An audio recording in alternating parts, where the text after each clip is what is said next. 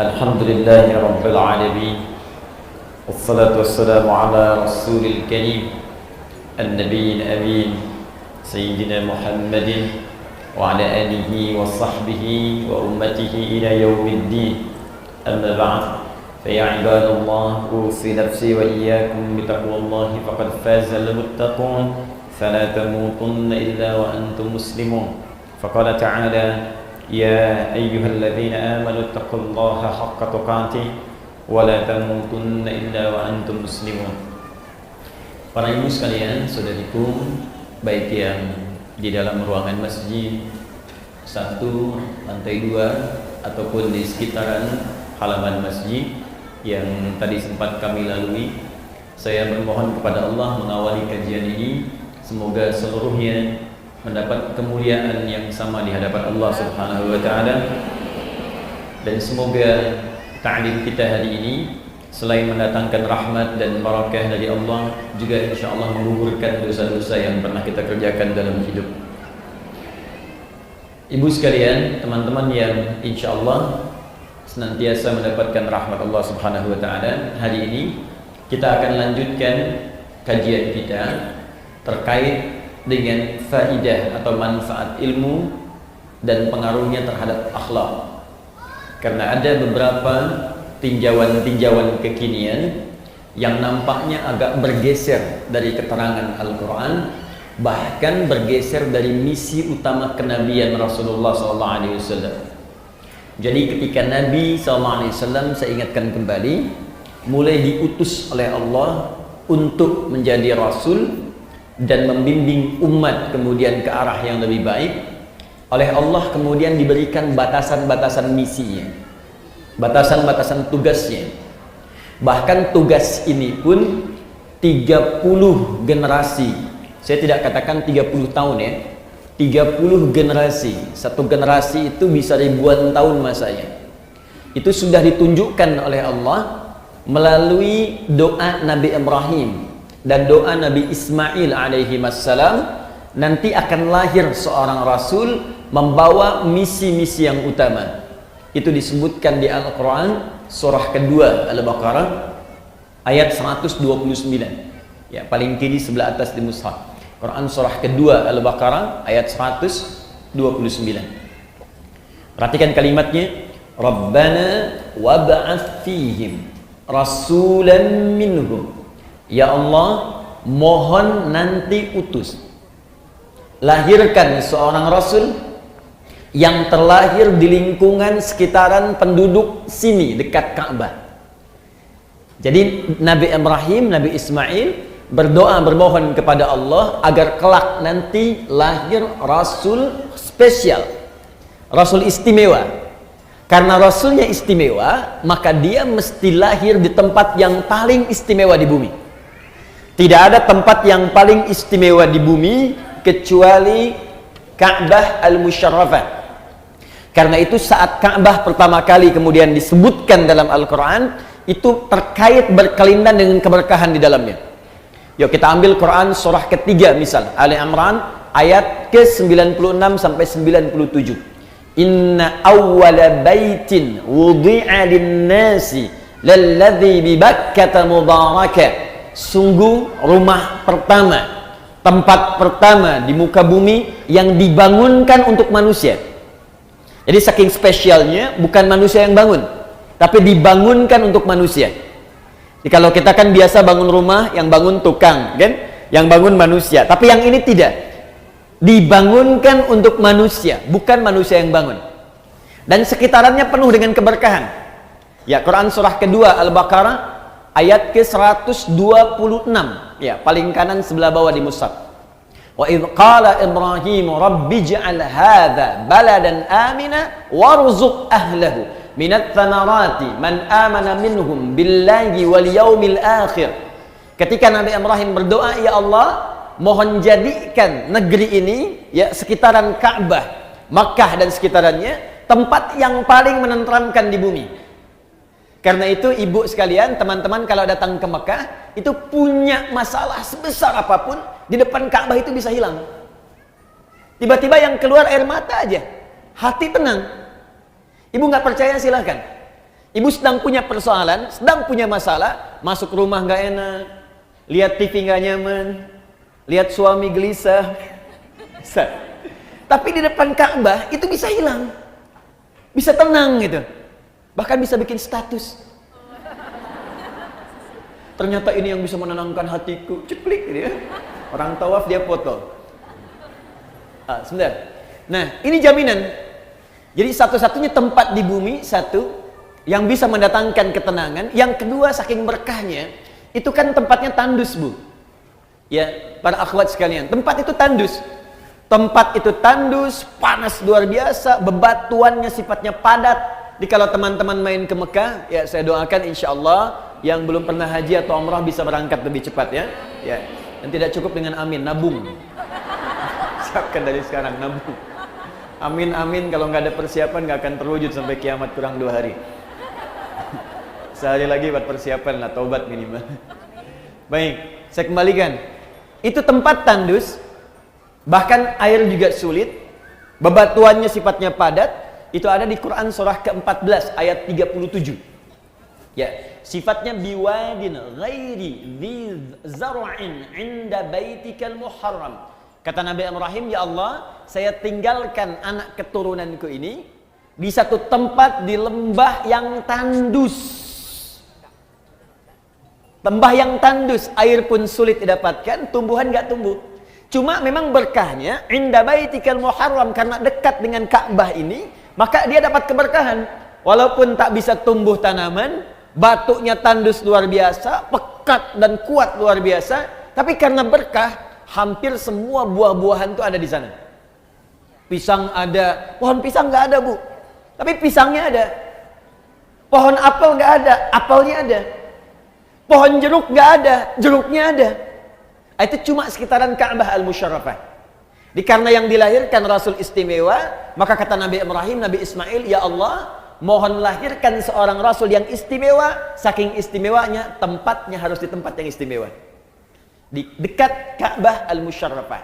Tidak ada satu Rasul pun dari sejak Nabi Adam alaihissalam yang terlahir di dekat Ka'bah kecuali Nabi Muhammad sallallahu alaihi wasallam. Ya, Nabi Muhammad. Saya pernah tunjukkan kepada ibu dulu, masih ingat? Kalau ini Ka'bah kurang lebih seperti ini. Misal di sini bagian sisi Hajar Aswadnya. Kita tarik garis lurus ke sini. Ya, sekitar 250 meter dari Hajar Aswad. Tarik lurus, sini bertemu dengan Bukit Safa. Lantai paling bawah bertemu dengan Babus Salam. Dari Babus Salam naik sedikit ke atas, di sini ada eskalator pertama, eskalator kedua. Ini ada tangga, ya. Tangga biasa. Naik ke atas lurus sampai di sini. Di sini ada rumah yang sekarang menjadi perpustakaan, Al-Maktabah Al-Qadimah. Maktabah Makkah Al-Mukarramah. Sini ada perpustakaan, sini tempat air, ngambil air zam-zam yang menggunakan jerigen. Jerigennya dijual di sebelah sini, ada yang 10 real, ada yang 5 real. Ngambilnya ke sini. Nabi lahir di sini. Tempat ini disebut dengan Maulid Nabi sallallahu alaihi wasallam, tempat dilahirkannya Nabi Muhammad sallallahu alaihi wasallam. Nah, yang ingin saya katakan, ketika keduanya berdoa, Nabi Ismail, Nabi Ibrahim alaihi wassalam, ya Allah, nanti utus seorang Rasul yang lahirnya dekat tempat mulia ini. Ini persis yang dimaksud Nabi Muhammad sallallahu alaihi wasallam. Jadi Nabi Muhammad itu kelahirannya didoakan 30 generasi sebelum lahirnya beliau. Itu ribuan tahun masanya. Nabi Ibrahim ke Nabi Muhammad itu sallallahu alaihi wasallam itu jaraknya 30 generasi, Bu. Ya, Muhammad bin Abdullah bin Abdul Muttalib bin Hashim bin Abdul Manaf bin Qusay bin Murrah bin Kilab bin Ka'ab bin Ghalib bin Fihir bin Malik bin Nadar bin Kinana bin Khuzaimah bin Mudrika bin Ilyas bin Nizar bin Mudar bin Ma'ad bin Adnan bin Addi bin Adri bin Muqawwam bin Nahur bin Tarikh bin Ya'rub bin Yasjub bin Nabit bin Ismail alaihissalam bin Ibrahim alaihissalam. 30. Ayo diulang. 30 generasi. Nah, apa yang terkait dengan pembahasan kita saat ini? Ketika kemudian berdoa, tidak sekedar berdoa Rasulnya lahir, tapi juga meminta kepada Allah membawa misi yang utama. Apa misinya? Satu, kembali ke Quran surah kedua Al-Baqarah tadi ayat 129. Perhatikan 4 misinya. Satu, yatslu alaihim ayatika. Ya Allah, mohon perkenankan Rasul ini nanti saat ia ditugaskan menjadi Rasul akan membimbing umatnya dengan ayat-ayatmu, membacakan, mengajarkan kepada umatnya ayat-ayatmu. Yatslu alaihim ayatika. Maka Allah kemudian kabulkan, diturunkanlah ayat-ayat. Mulai Quran surah ke-96 ayat yang pertama, Iqra bismi rabbikal ladzi khalaq, sampai terkumpul dari Al-Fatihah sampai An-Nas. Karena dibacakan, didengar bacaan-bacaan yang dibacakan disebut dengan qiraah. Ya, kalau dibacakan terus tanpa pernah bosan, berulang-ulang disebut dengan Quran namanya. Quran. Kalau beda dengan bacaan biasa mungkin ada yang terus dibacakan tapi bosan. Yang ini dijamin oleh Allah terus dibacakan, terus diulang. Bahkan setiap hari manusia bisa 17 kali mengulangnya dan tidak pernah ada yang bosan. Maka tambah alif lam di depannya menjadi Al-Quran. Al-Quran. Satu-satunya kitab di muka bumi, kitab suci, satu-satunya yang dibacakan 17 kali setiap hari oleh setiap muslim dan tidak pernah ada yang mengeluh bosan. Ibu, siapa yang baca Quran 15 kali sehari? Kebanyakan Ustaz. Baik. Yang 1 kali sehari baca Quran? Ada? Boleh angkat tangan? Masya Allah. 2 kali sehari? Masya Allah. 3 kali sehari? Tidak ada. Berarti ibu sholatnya cuma sekali, 1 rakaat.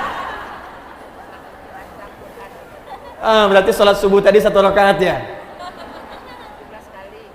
Kan kita baca Al-Fatihah 17 kali sehari. Al-Fatihah Al-Quran bukan? Al-Quran dibaca pasti 17 kali sehari karena jumlah rakaat sholat itu 17 rakaat. Jadi kalau ada yang baca Al-Fatihah cuma sekali sehari, itu artinya sholat subuhnya 1 rakaat. Nah, kembali ke sini. Bukankah semua isi Al-Quran disebut ayat? Ya kan? Al-Fatihah 7 ayat, Al-Baqarah 286 ayat, Ali Imran 200 ayat, An-Nisa 176 ayat. Perhatikan doa Nabi Ibrahim tadi. Yatslu alaihim ayatika, ayat. Ya Allah, mohon utus nanti seorang Rasul yang akan mengajarkan pada umatnya ayat-ayatmu. Maka turunlah Al-Quran, disebut isinya dengan ayat, dikabulkan bagian pertama. Jelas? Nah, karena ini isi Al-Quran seluruhnya itu bimbingan hidup. Diajarkan oleh Nabi pada kita. Nah, saat Nabi mengajarkan kepada kita itu, tuntunan Nabi ketika mengajarkan kepada kita, dijelaskan oleh Nabi, maka terkumpulah ajaran-ajaran Nabi. Kumpulan dari sesuatu ajaran disebut dengan kitab namanya. Baik, teruskan ayatnya. Rabbana wab'ats fihim rasulan minhum yatslu alaihim ayatika wa yu'allimuhumul kitab. Saya ulang. 1 ayat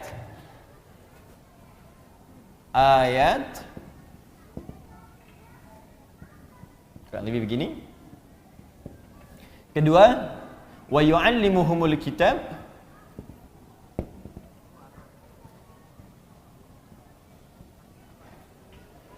Contoh. Tahan, nanti ibu akan paham ketika saya selesaikan di akhir apa yang saya maksudkan. Baik, ibu sekalian, para akhwat, kata Nabi Ibrahim, Nabi Ismail, ya Allah, utus seorang Rasul dan turunkan ayat kepada Rasul ini untuk mengajarkan umatnya. Maka Allah turunkan. Ada ayat misalnya tentang sholat, bimbingan, bagaimana cara menyembah Allah subhanahu wa ta'ala. Turun Quran surah kedua Al-Baqarah ayat ke-43. Wa aqimus sholat, tunaikan sholat. Ayatnya kan turun kan? Maka turun ayat. Makanya tidak boleh kita beribadah kalau tidak ada ayatnya. Tidak ada dalilnya. Baik itu ayat dari Allah atau petunjuk dari Nabi. Jadi kalau ibadah itu saking sayangnya Allah, kamu gak usah banyak-banyak ibadahnya. Ini yang saya tunjukkan aja, kamu kerjakan. Jadi dalam ibadah itu gak boleh kreatif. Ya. Apa yang Allah tunjukkan, saking inginnya Allah mudah dan gak capek ibadah kita. Ini aja kerjakan nih, turun. Nah, cuma kan gak cukup dengan ayat. Wa aqimus sholat, tunaikan sholat. Orang bertanya, ya Rasulullah, bagaimana cara sholatnya? Gak cukup dengan turun ayat, ayo kerjakan sholat, caranya bagaimana? Maka yang kedua kemudian turunlah kalimat wa yu'allimuhumul kitab. Ajarkan caranya. Maka diajarkan oleh Nabi dari mulai takbir sampai dengan salam. Turun ayat, kerjakan sholat. Bagaimana caranya? Ditunjukkan oleh Nabi. Begini cara takbirnya, ya, begini cara sedekapnya, begini cara rukuknya, begini cara sujudnya sampai dengan salamnya. Dikabulkan. Doa yang kedua, Nabi Ibrahim, Nabi Ismail dikabulkan oleh Allah Subhanahu wa taala. Maka ajaran Nabi menerangkan Alkitab itu sekarang disebut dengan hadis, prakteknya disebut dengan sunnah namanya. Pelan-pelan. Kumpulan ayat tadi disebut apa? Al-Quran. Baik. Penjelasan Al-Quran dari Nabi disebut apa tadi? Hadis. Prakteknya disebut apa? Sunnah. Sunnah. Dalilnya dari Al-Quran, penjelasannya dari sunnah Nabi Sallallahu Alaihi Wasallam. Maka kalau ibu ingin bertanya bagaimana cara sholat, lihat keterangan Nabi, lihat sunnahnya Nabi. Maka turunlah kemudian bimbingan-bimbingan Nabi ini dibukukan supaya kita mudah pelajari. Nah, tadi saya sampaikan sesuatu yang dikumpulkan, sesuatu yang dibukukan disebut dengan kitab namanya. Maka para ulama sekarang mengumpulkan bimbingan-bimbingan Nabi disebut dengan kitab. Maka muncullah apa yang disebut dengan kitab hadis. Ibu kalau ingin lihat misalnya bagaimana Nabi mengajarkan sholat, lihat kitab hadis. Buka Sahih Muslim misalnya, ya, di Kitabus Shalah bab tentang sholat, nomor hadis 397 misal, ya. Bagaimana caranya? Kata Abu Hurairah, kata Nabi, "Idza qumta ilas shalah," jika Anda ingin menunaikan salat dengan sempurna, asbigil wudu, sempurnakan dulu wudunya, thumma istaqbilil qiblah, kemudian menghadap ke arah kiblat, setelah kemudian siap, thumma fakabbir, kemudian bertakbir, farafa'a yadayhi hadwa mankibaihi, maka letakkan telapak tangannya kemudian sejajar dengan bahunya di sini. Di An-Nasai nomor hadis 1101, boleh kemudian jempolnya mendekat kepada daun telinga, boleh menempel. Kemudian fawadha'a yadahul yumna 'alal yusra, maka letakkan telapak tangan yang kanan di punggung yang kiri begini. Pas. Boleh pergelangan bertemu dengan pergelangan, rusgun ala rusgin, ini pergelangan bertemu pergelangan di sini. Boleh begini, boleh begini. Tapi yang begini langsung, ya. Jadi begitu takbir Allahu Akbar begini, jadi nggak diukur dulu. Allah. Boleh ke sini, Sa'id di sini. Tapi tidak boleh ke sini. Di sini tidak boleh, Bu. Ya. Lah kumaha tuh, Ustaz, abis ada di puncak salat subuhna. Subuh begini. Nah, ini enggak boleh. Ya, tetap sampai sini, enggak boleh sampai sini.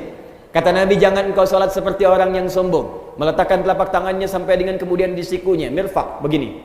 Kayak orang punya proyek lihat-lihat begini, gitu ya. Nah, sampai sini. Ada yang dikerjakan, ada yang dilarang. Secara singkat, bimbingannya ini terkumpul dalam kitab, diterangkan dalam hadis, dipraktikkan dalam sunnah. Jelas sampai sini? Nah, tapi nggak cukup sampai sini. Awas, hati-hati. Nggak cukup kita belajar Al-Quran, sunnah. Al-Quran, sunnah. Ada dua lagi. Ada dua lagi. Dan dua ini, apalagi nanti yang terakhir, yang keempat, itu adalah parameter, ukuran keberhasilan seorang muslim mempelajari Al-Quran dan sunnah. Jadi kalau Anda diajak untuk belajar, atau ibu kemudian belajar, Al-Quran ini sunnahnya, Al-Quran ini sunnahnya. Tapi kemudian pelajaran itu tidak menghasilkan hasil yang keempat. Hasil yang keempat, ini artinya ada yang keliru dalam proses belajarnya. Jelas sampai sini? Baik. 3. Sebelum sampai ke yang ketiga, yang ini menjadi dalil, dua-duanya dalil. Sudah? Ini kumpulannya disebut dengan kitab, penjelasannya dari hadis, tuntunannya disebut apa namanya? Sunnah. Ilmunya disebut dengan fiqih namanya. Ilmunya disebut dengan fiqih. Seperti ini. Fiqh. Tahan pelan-pelan. Ini penting saya terangkan dulu fikih. Nah, kenapa saya sebutkan fikih? Karena nanti di fikih ini ada kaitan dengan yang ketiga. Ini tugas Nabi yang ketiga. Apa itu? Wal hikmah. mengajarkan hikmah di balik setiap ketentuan yang tertuang dalam Al-Quran dan Sunnah tadi. Hikmah. Esensi dari setiap perintah yang Allah kemudian sampaikan dan Nabi jelaskan. Hikmahnya apa? Esensinya apa? Fungsinya apa? Contoh, ibu fokus misalnya tadi kembalikan ke sholat. Kita ingin menunaikan sholat.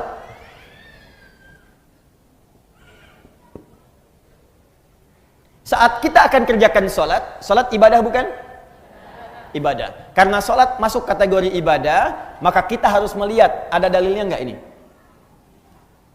Jelas? Ada ustadz, kita keluarkan satu. Quran surah kedua misal. Ayat 43. Paling kanan pertengahan. Wa aqimus shalah, dan tunaikan oleh kalian salat. Karena ada perintah tunaikan salat, maka kita siap mengerjakan salat. Kemudian yang kedua, caranya bagaimana? Fikih. Caranya, tuntunannya. Maka kita buka keterangan dari Nabi seperti apa Nabi mengajarkan kita salat. Kita keluarkan misal buka kitab tentang hadis. Kita ambil misalnya di sini Sahih Bukhari dan Muslim, Al-Bukhari dan Muslim. Misal Al-Bukhari nomor hadis 711, kemudian riwayat Muslim nomor hadis 397, riwayatnya dari sahabat Abu Hurairah. Abu Hurairah ini menerima kemudian peristiwanya dari Khalad bin Rafi Az-Zuraiqi. Khalad. Ada yang menyebut Khalid, ya, Khalad bin Rafi. Hadisnya sahih. Fokus. Ini perintah salatnya. Ini caranya. Kemudian yang terakhir, bagian ketiga, hikmahnya. Apa hikmah di balik perintah salat itu? Apa esensinya? Kenapa kita diminta salat? Fokus baik-baik. Kenapa kita diminta salat? Toh tidak salat pun tetap kita menjadi hamba Allah. Tapi kenapa kemudian kita diminta menunaikan salat? Hikmahnya apa? Esensinya apa? Fungsinya apa? Nah, ibu sekalian, dalam hal hikmah ini selalu terkait dengan bagian yang keempat. Fokus baik-baik. Tidak pernah diperintahkan seorang hamba untuk menunaikan ibadah kecuali memiliki hikmah, esensi, makna terkait dengan aspek yang keempat. Al-akhlaq. Akhlaq.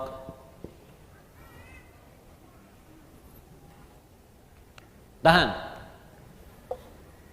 Saya kembalikan ke nomor 3 dulu sebelum kita masuk ke akhlak. 1. Buka Quran surah ke-20. Ayat yang ke-14. Ada? Quran surah Thaha. Thaha. Ya? Ma anzalna ilaikal Qur'ana litashqa. Ayat ke-14. 14. Innani anallah. Ada? Innani anallah la ilaha illa ana fa'budni. Ada? Wa aqimis salata li dzikri. Ada? Baik, sekarang perhatikan baik-baik. Ibu sekalian, yang Tuhan itu siapa? Allah. Pencipta kita siapa? Yang hamba siapa? Kita, manusia. Apa yang membedakan antara Tuhan Khalik yang menciptakan kita dengan kita hamba yang diciptakan? Mesti ada beda. Apa beda antara direktur dengan karyawan? Direktur memanage perusahaan, memberikan perintah, karyawan mengeksekusi. Apa beda tuan rumah dengan asisten rumah tangga? Tuan rumah mengatur, memberikan perintah, asisten rumah tangga mengeksekusi, gitu kan? Apa beda antara Allah Rabbun, Tuhan, Khalid, dengan manusia sebagai hamba? Maka bedanya mesti ada perbedaan di antara keduanya. Allah yang disembah, manusia yang harus menyembah. Allah yang diibadahi, manusia yang harus ibadah. Karena itu ketika Allah mengatakan saya Tuhan, lihat ayatnya. Innani anallah. Kata Allah, saya Allah. La ilaha illa ana. Tidak ada Tuhan selain saya. Yang Tuhan cuma saya, kata Allah. Yang lain bukan Tuhan. Yang Tuhan cuma saya, kata Allah. Yang lain bukan Tuhan. Nah, kalau engkau yakin saya Tuhan, kata Allah, maka buktikan keyakinanmu itu. Bagaimana cara membuktikannya? Fa'budni, sembah saya. Sembah, kalau memang yakin Allah Tuhan, ya buktikan. Cara membuktikannya, kita sujud kepadanya. Kita menyembahnya. Bagaimana cara menyembahmu ya Allah? Teruskan ayatnya. Wa aqimis sholat, tunaikan sholat. Jadi ketika kita diminta menunaikan sholat itu, salah satu hikmahnya untuk menegaskan pembuktian kita bahwa kita memang hamba, bukan Tuhan. Makanya kalau ada orang, manusia, selama hidupnya nggak pernah sholat, maka ada yang salah dengan dirinya. Seakan-akan dia merasa sebagai Tuhan. Kalau ibu manusia, pasti ibu sholat. Kalau ibu makhluk, pasti sholat. Kalau ibu hamba, pasti sholat. Karena ciri seorang hamba dalam Al-Quran disebutkan, yang pertamanya, dia mau ibadah kepada Allah Subhanahu wa Ta'ala. Karena itu Allah murka pada setiap hamba yang tidak mau ibadah, karena ini keluar dari ciri kehambaannya. Jelas sampai sini? Nah, makanya ketika dipanggil misalnya Allahu Akbar, azan, itu seakan-akan pertanyaan kepada kita. Kamu manusia bukan? Kamu manusia bukan? Cuman ada satu makhluk yang turun ke muka bumi ini. Hati-hati bu ya. Yang selama dia turun gak pernah mau sholat kepada Allah Subhanahu wa Ta'ala. Jadi yang turun ke muka bumi ada dua jenis makhluk bu. Dua jenis makhluk. Satu manusia, yang kedua setan. Saya ulang ya. Satu manusia, yang kedua setan. Itu ada di Quran surah kedua Al-Baqarah ayat 38 paling kanan sebelah atas. Qulnah biqu minha jami'a. Hei kalian semua, Adam, Hawa plus iblis, setan yang menggodanya, turun semua ke bumi. Fa imma ya'tiyannakum minni huda. Maka kalau ada petunjuk dariku, hudan itu artinya petunjuk. Hudan, petunjuk untuk sholat, petunjuk untuk zakat, petunjuk untuk puasa, petunjuk untuk bahagia, petunjuk untuk senang. Kata Allah, kalau ada petunjuk dariku, hudan namanya. Makanya ketika Allah menyebutkan kalimat hudan pertama dalam Al-Quran, dia bersanding dengan sholat. Buka Quran surah kedua Al-Baqarah ayat 2-3. Dzalikal kitabu la raiba fi hudan lil muttaqin. Apa makna hudan itu? Ayat 3-nya. Alladzina yu'minuna bil ghaib wa yuqimunas salat. Di antara penjelasan hudan itu detilnya adalah salat. Kata Allah, turun semua ke bumi. Kalau ada petunjuk dariku untuk kebahagiaan kamu. Kalau ada petunjuk dariku untuk kenyamanan kamu. Kalau ada petunjuk dariku untuk kesuksesan kamu hidup di dunia. Jadi Masya Allah, ini kalau kita tahu tentang konsep ini, maka tidak ada sedetik pun dalam hidup kita kecuali ingin syukur saja pada Allah. Jadi ketika Nabi Adam dan istrinya Hawa diturunkan dan melahirkan kita kemudian hari, itu Allah menginginkan kita hidup di dunia ini, hidupnya senang bu, bahagia. Ini gak pernah ada keterangan di Quran Allah menginginkan kamu susah, itu gak ada. Di semua makhluk yang tinggal di bumi yang namanya manusia itu, ketika dia terlahir, kata Allah, saya ingin kamu bahagia, saya ingin kamu senang, nanti yang abadi nanti di akhirat. Tapi kamu dapatkan dulu percikannya saat di dunia, percikan kebahagiaan. Ayo, kalau berumah tangga bahagia, kalau bekerja bahagia, jadi anak bahagia, jadi istri bahagia, jadi ibu bahagia. Itu begitu pertama lahir, misinya misi kebahagiaan. Jadi kalau ada manusia yang tidak bahagia, yang salah bukan Allah, yang salah manusianya sendiri. Kenapa? Karena tidak mengikuti petunjuk kebahagiaan yang telah Allah tetapkan. Kan begitu Adam diturunkan, kata Allah, ini saya berikan petunjuk. Petunjuknya petunjuk bahagia. Kalau kamu ikuti petunjuk ini, hidupmu selama di dunia, jadi apapun engkau akan bahagia. Jadi dokter yang bahagia. Jadi ibu rumah tangga yang bahagia. Jadi pekerja yang bahagia. Jadi anak yang bahagia. Karena itu dalam Al-Quran semua ada tuntunan tentang ibu, tentang anak, tentang istri. Puncaknya kebahagiaan. Karena itu ketika Allah mintakan kita untuk ibadah pun, sholat. Selain tadi diminta patuh sebagai hamba, diminta taat sebagai hamba, puncaknya hikmah yang kedua adalah kebahagiaan. Silahkan ibu cek. Dalam panggilan azan ketika diminta sholat, hayya 'alas sholat, ayo sholat. Apakah kalimat azan berhenti sampai di situ? Tidak. Teruskan setelah itu apa? Hayya 'alal falah. Falah itu artinya apa? Falah itu bahagia, falah itu sukses, falah itu beruntung. Jadi begitu kita dipanggil salat, Allahu Akbar, kata Allah, yang merasa hamba, ayo salat. Kalau nggak merasa hamba, ya nggak salat. Berarti kalau ada yang tidak salat, dia merasa dirinya bukan hamba. Cuman satu di antara dua makhluk, yang satu salat, yang satu tidak. Yang salat itu manusia Adam dan Hawa, yang tidak salat adalah setan. Makanya setan itu ketika dia mendengar suara adzan, Allahu Akbar, Abu Daud nomor hadis 857. Fafarra syaitanu alaihi duratun. Maka setan ketika mendengar suara adzan langsung lari terbirit-birit saking tidak inginnya mendengar suara adzan. Jadi kalau ada yang alergi dengan adzan, suara apa ini? Berisik sekali. Laguku lebih indah daripada adzanmu, misal. Nah, ini sama dengan bukan saya yang bilang, awas hati-hati. Awas, nggak boleh saya jadi tersangka. Awas, hati-hati. Bukan saya yang bilang. Ini sama dengan dia sedang dipengaruhi oleh setan. Karena hakikatnya manusia. Mesti beda. Jadi kalau ibu ingin bedakan, ibu itu manusia apa setan, gampang. Satu, manusia itu pasti sholat. Ini gampang aja. Kalau ibu sedang sholat, misalnya Allahu Akbar, ada yang tidak sholat. Setan. Bukan. Ini artinya dia tidak sedang sadar, dia sedang tidak sadar dengan kehambaannya. Jelas sampai sini? Maka jangan ikut ikutan setan, Bu, jangan bersaing dengan setan. Setan itu profesional dalam urusan maksiat. Dan sangat sempurna, perfect dalam urusan meninggalkan ibadah. Jadi kalau ibu sudah nggak mau ibadah, ibu sudah telat ketinggalan, udah ada setan yang duluan. Dan jangan bersaing, ibu nggak akan menang. Nggak akan menang. Karena itu lebih baik kita menjadi manusia yang seutuhnya. Jelas?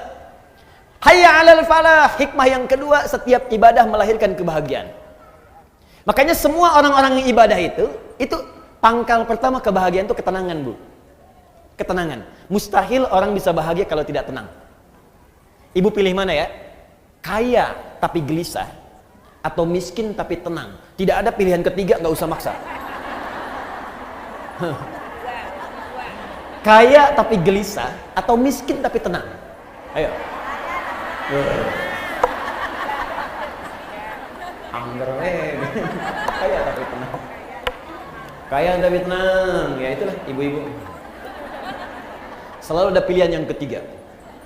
Mau ke majelis taklim, ikut pengajian, datang pada suami. Wah, bawa proposal tentang warna baju, kan? Satu merah, yang kedua biru. Masya Allah. Ayah, mana yang paling bagusnya? Merah atau biru? Kayaknya biru deh, Mak. Kayaknya merah deh, Ayah. Nanya, tapi udah punya pilihan. Ya. Masih mending kalau dipakai, begitu keluar kuning. Selalu ada pilihan yang ketiga. Gak apa-apa. Gak apa-apa. Nah, kebahagiaan itu pangkalnya ketenangan.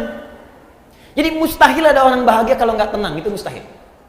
Karena itu hikmah ibadah, itu setiap kita menunaikan ibadah pasti ada ketenangan. Ibu kalau nggak percaya silakan. Ibu kalau sedang baca Quran tenang nggak? Tenang. Baca Quran ibadah bukan? Ibu kalau sedang berdoa tenang nggak? Tenang. Jadi berdoa itu walaupun solusi belum datang, tapi ketenangan tiba. Ya Allah, berikan kecerdasan pada anakku. Ya Allah, luluskan ia dalam ujiannya esok. Ujiannya baru besok, tapi ketenangannya sudah ada. Ya Allah, lancarkan pekerjaan suamiku, ya Allah. Ya Allah, tenangkan keadaan jiwa-jiwa kami. Jadi pekerjaan baru besok dikerjakan, tapi ketenangannya sudah tiba. Semua ibadah, pangkal pertamanya melahirkan ketenangan. Makanya ada rumus dalam perkataan para ulama, ibu, kalau sedang tidak tenang, sedang gelisah dalam urusan dunia, ibu berdoa. Atau ibadah. Pilih jenisnya yang mudah kita kerjakan. Misal di rumah tangga ada persoalan, alih-alih ibu bikin status yang tidak jelas. Sekarang banyak peluang dilakukan di media sosial. Ya lebih baik ibu kerjakan ibadah, ambil wudhu, menghadap ke kiblat, buka mushaf, baca.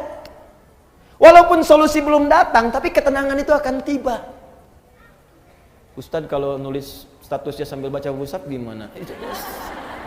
Sama aja salah tuh. Kamu tidak seperti yang aku kira. Nungguin komen gitu kan, sampai maghrib. Baca Quran, doa, sholat. Ya, lakukan pekerjaan itu, ketenangan akan tiba. Nah, itu yang dimaksud dengan hikmah. Esensinya. Nah, tapi ada puncak hikmah. Ini tujuan yang paling tinggi. di balik semua perintah ibadah. Dan ini misi yang paling puncak dari setiap misi kerasulan Nabi Muhammad sallallahu alaihi wasallam. Fokus baik-baik. Bahkan saking pentingnya misi ini, Nabi sendiri yang menegaskan dengan lisannya. Kalau Adi Hidayat yang menyampaikan, Anda boleh ragukan atau tinggalkan. Tapi kalau Nabi yang sampaikan, beliau shadiqul amin, orang yang tidak pernah keliru dan terpercaya dalam hidupnya. Ya, tidak pernah berbuat salah dalam pengertian keliru, apalagi dusta. Maaf, dan beliau senantiasa dipercaya bahkan oleh lawan-lawannya. Shadiqul amin. Apa perkataan Nabi? Buka dalam kitab Syu'abul Iman, diriwayatkan oleh Al-Imam Al-Baihaqi, dikenal dengan Sunan Al-Baihaqi, kitabnya Syu'abul Iman, nomor hadis 2009 sampai 2010. Fokus. Innama bu'ithu liutammima salihal akhlaq. Sungguh misi utamaku. Fokus.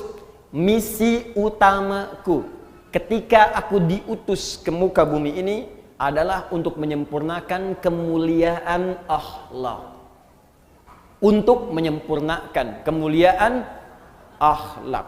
Jadi misi utama Nabi, kenapa diturunkan Al-Quran kepada Nabi? Untuk membimbing umatnya supaya berakhlak mulia. Kenapa Nabi menjelaskan lewat hadis? Supaya umatnya berakhlak mulia. Kenapa ada hikmah di balik ibadah? Supaya dengan hikmah itu dibimbing kepada akhlak yang mulia. Puncaknya ini. Jika ada orang jujur di bumi, umat Islam mesti lebih jujur. Kalau ada orang tawadhu di bumi, umat Islam mesti yang paling tawadhu. Kalau ada orang sabar di bumi, umat Islam mesti yang paling sabar. Kesempurnaan akhlak. Karena itu, perhatikan baik-baik. Bagian keempat ini, lihat puncaknya. Kembalikan ke Al-Baqarah 129. Rabbana wab'ats fihim rasulan minhum yatslu 'alaihim ayatika, ayat sudah. Wa yu'allimuhumul kitab, kitab sudah.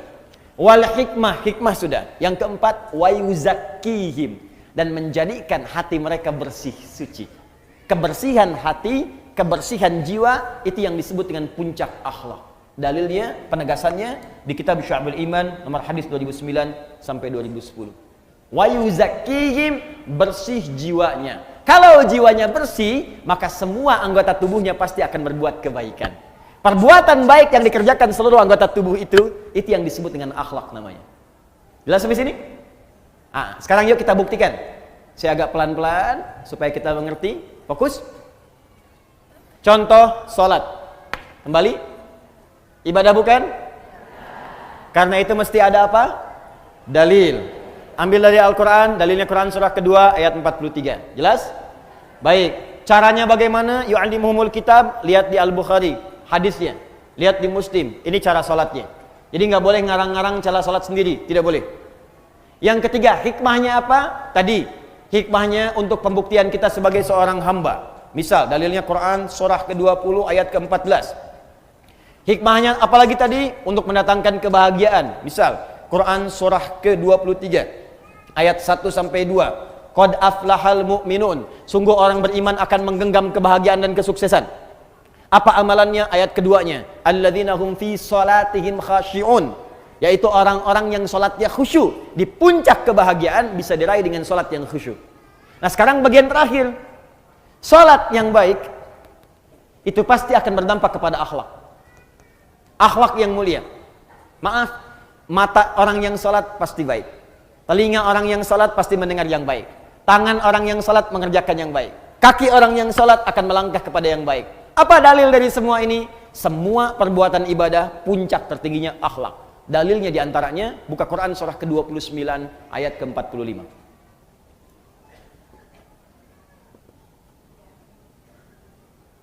Al-Ankabut ayat 45.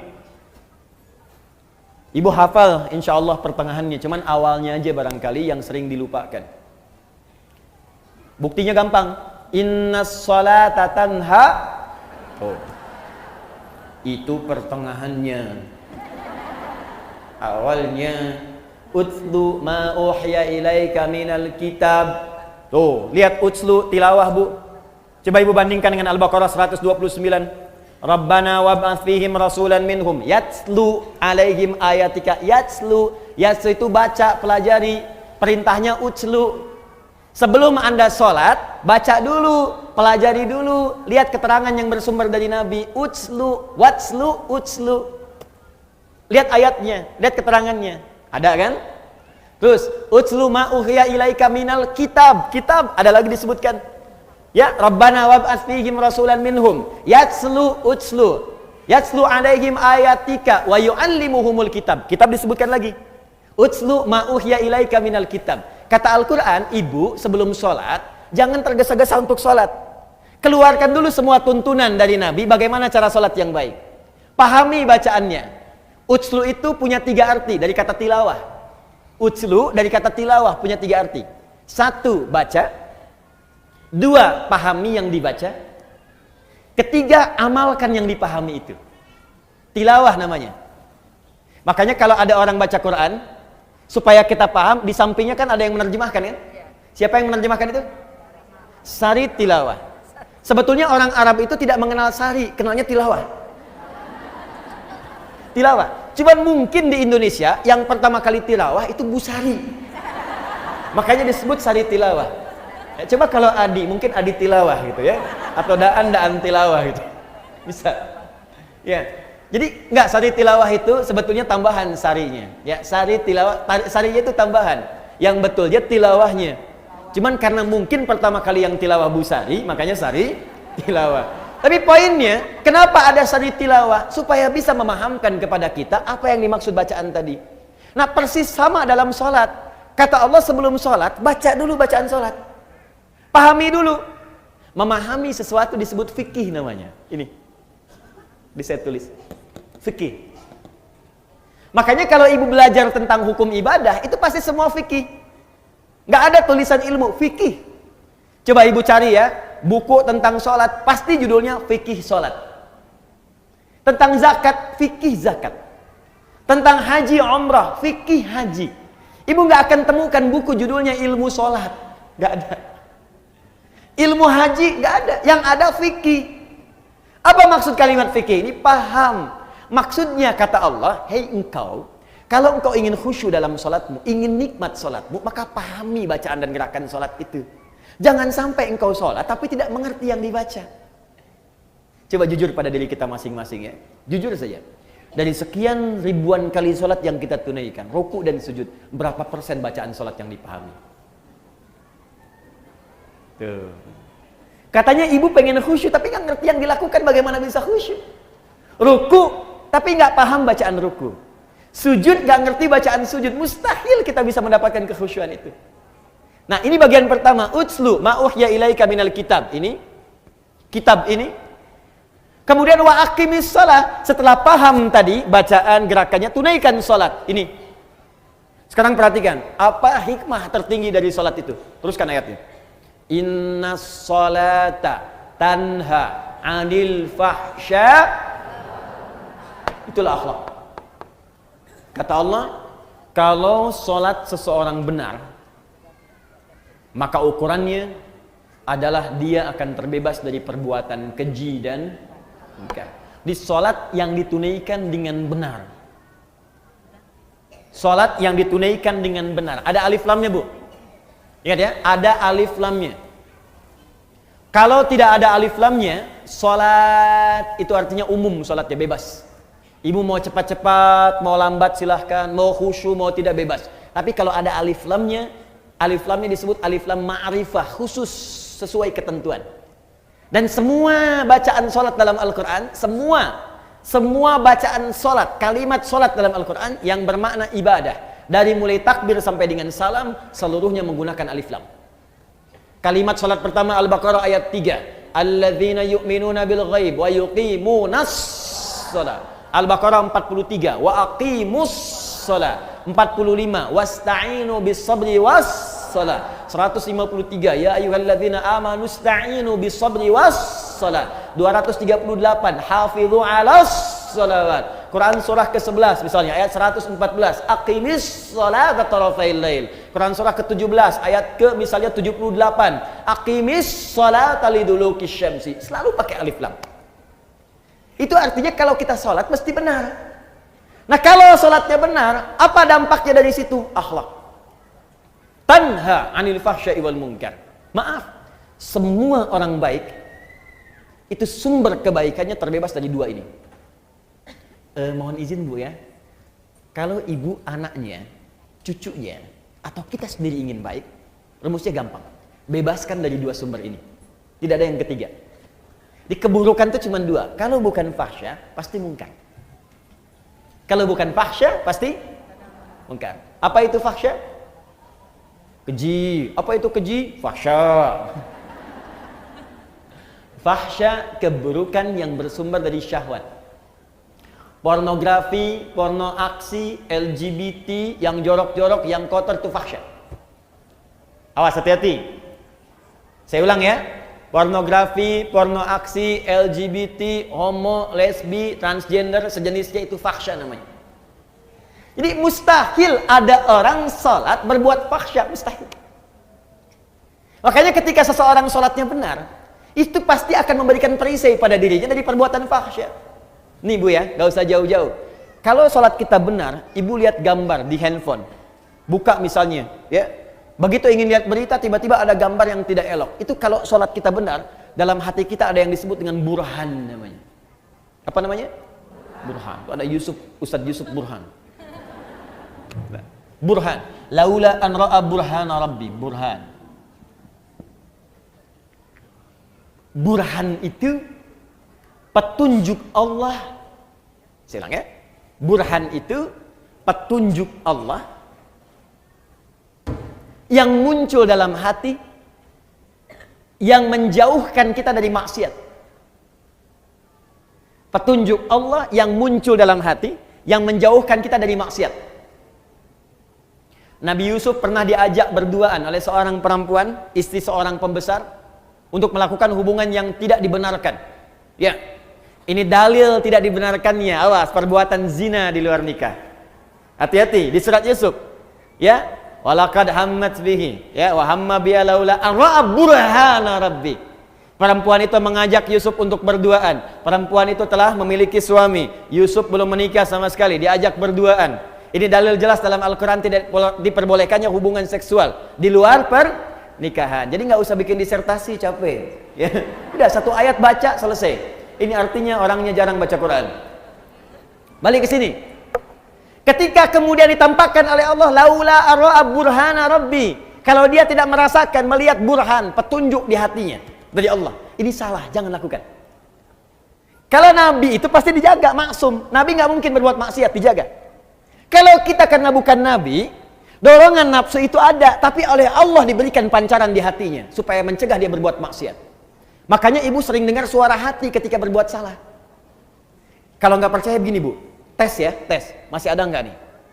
Nanti keluar dari sini, ibu coba pakai sendal orang lain. Ngetes, awas, bukan dilakukan, ngetes. Pakai aja. Punya saya, kata Ustaz Adi. Ini cuman cek. Cek ya. Lihat sini, ibu pakai. Begitu ibu pakai itu, nanti akan ada suara hati dalam benak kita. Itu bukan punya kamu. Pasti itu. Ada snack aja, snack dikasih itu, di samping misalnya, ibu mau ambil aquanya, ketika itu bukan untuk ibu, hati ibu akan mengatakan, itu bukan punya kamu. Iya, selalu begitu, itu burhan namanya. Nah makanya orang-orang yang sholatnya bagus, itu pasti sinyal burhannya kuat Bu.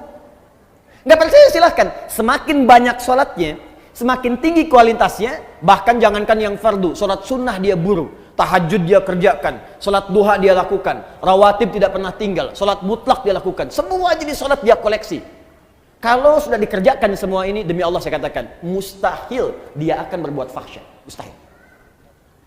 Sebaliknya, kalau ada orang masih berbuat fahsya, senang berkata kotor, apalagi berbuat seperti yang tadi, pelaku di pornografi, ada porno aksi, aktif di LGBT, tapi masih kelihatan sholat, itu pasti ada yang salah dalam sholatnya.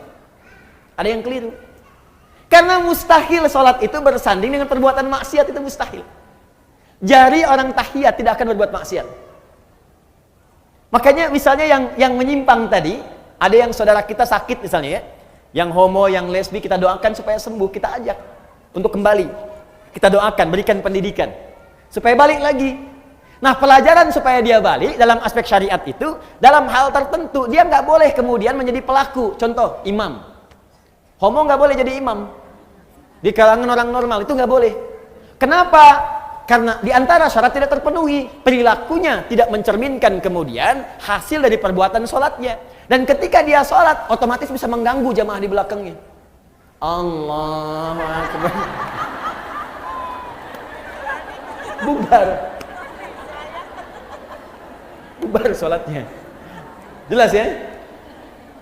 Baik. Jadi mustahil Bu, mustahil ada orang sholat berbuat fahsya, itu mustahil. Awas. Saya maksud bukan ibu. Kalau pulang ke rumah ada anak, senang lihat tayangan yang tidak bagus, main-main di lingkungan yang tidak baik, maka coba lihat sholatnya. Yakin saya, kalau enggak dia bolong-bolong, pasti enggak maksimal sholatnya. 2, mungkar. Mungkar perbuatan maksiat yang bersumber dari nafsu perut dan akal. Jadi kebutuhannya kebutuhan perut dan direncanakan oleh akal. Misal mencuri, korupsi, mencela, berselisih, berdusta. Awas, itu mungkar. Mencela itu perbuatan mungkar, makanya ada larangan mencela. Quran surah ke-49 ayat yang ke-11, ya ayyuhalladzina amanu la yaskhar qaumin qaum, jangan saling mencela. Gibah itu double, perbuatan mungkar dan fahsya. Gibah, Bu. Ya, bahasa kerennya gosip. Ya, makanya maksiat itu jangan dibikin keren, Bu. Jangan merubah kalimat maksiat menjadi kalimat yang halus, sehingga dengan halusnya kalimat itu seakan-akan perbuatan itu boleh. Jangan. Ibu katakan aja begitu. Sekarang kan misalnya Bu ya, maaf ya, mencuri sekarang kan dimodifikasi kalimatnya. Korupsi, udah aja sebut maling, itu jelas selesai. Kenapa yang ayam disebut maling, yang besar-besar disebut koruptor? Kan jadi kayak keren. Makanya ketika dibawa kemudian oleh petugas, gayanya kayak mau pergi ke hotel. Bawa koper, bawa apa, rombongan gitu kan. Udah ada sebut maling, udah selesai. Ya. Orang-orang yang menjual diri, laki-lakinya, perempuannya sebut pezina. Ini diperbagus, karena diperbagus seakan-akan jadi boleh. Kupu-kupu malam. Jadi kalimatnya dibikin bagus, karena dibikin bagus itu seakan-akan menjadi boleh. Udah, maksiat pun langsung aja dibikin dengan kalimat yang jelas seketika. Kata Allah, la taqrabu zina, zina. As-sariqu was-sariqatu, maling, pencuri, sebut dengan itu. Sehingga ketika kalimatnya itu keras disebutkan, dia akan jauhi. Bapak kamu maling ya? Bukan, koruptor. Karena dibikin bagus. Ya. Ibu kamu kok keluaran malam-malam? Dia kupu-kupu.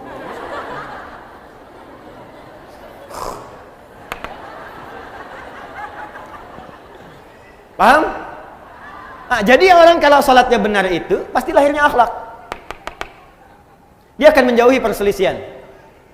Dia akan menjauhi gibah, gosip. Awas, Bu. Maaf ya, saya tunjuk Ibu karena memang pesan di Qur'annya itu lebih kuat ke perempuan.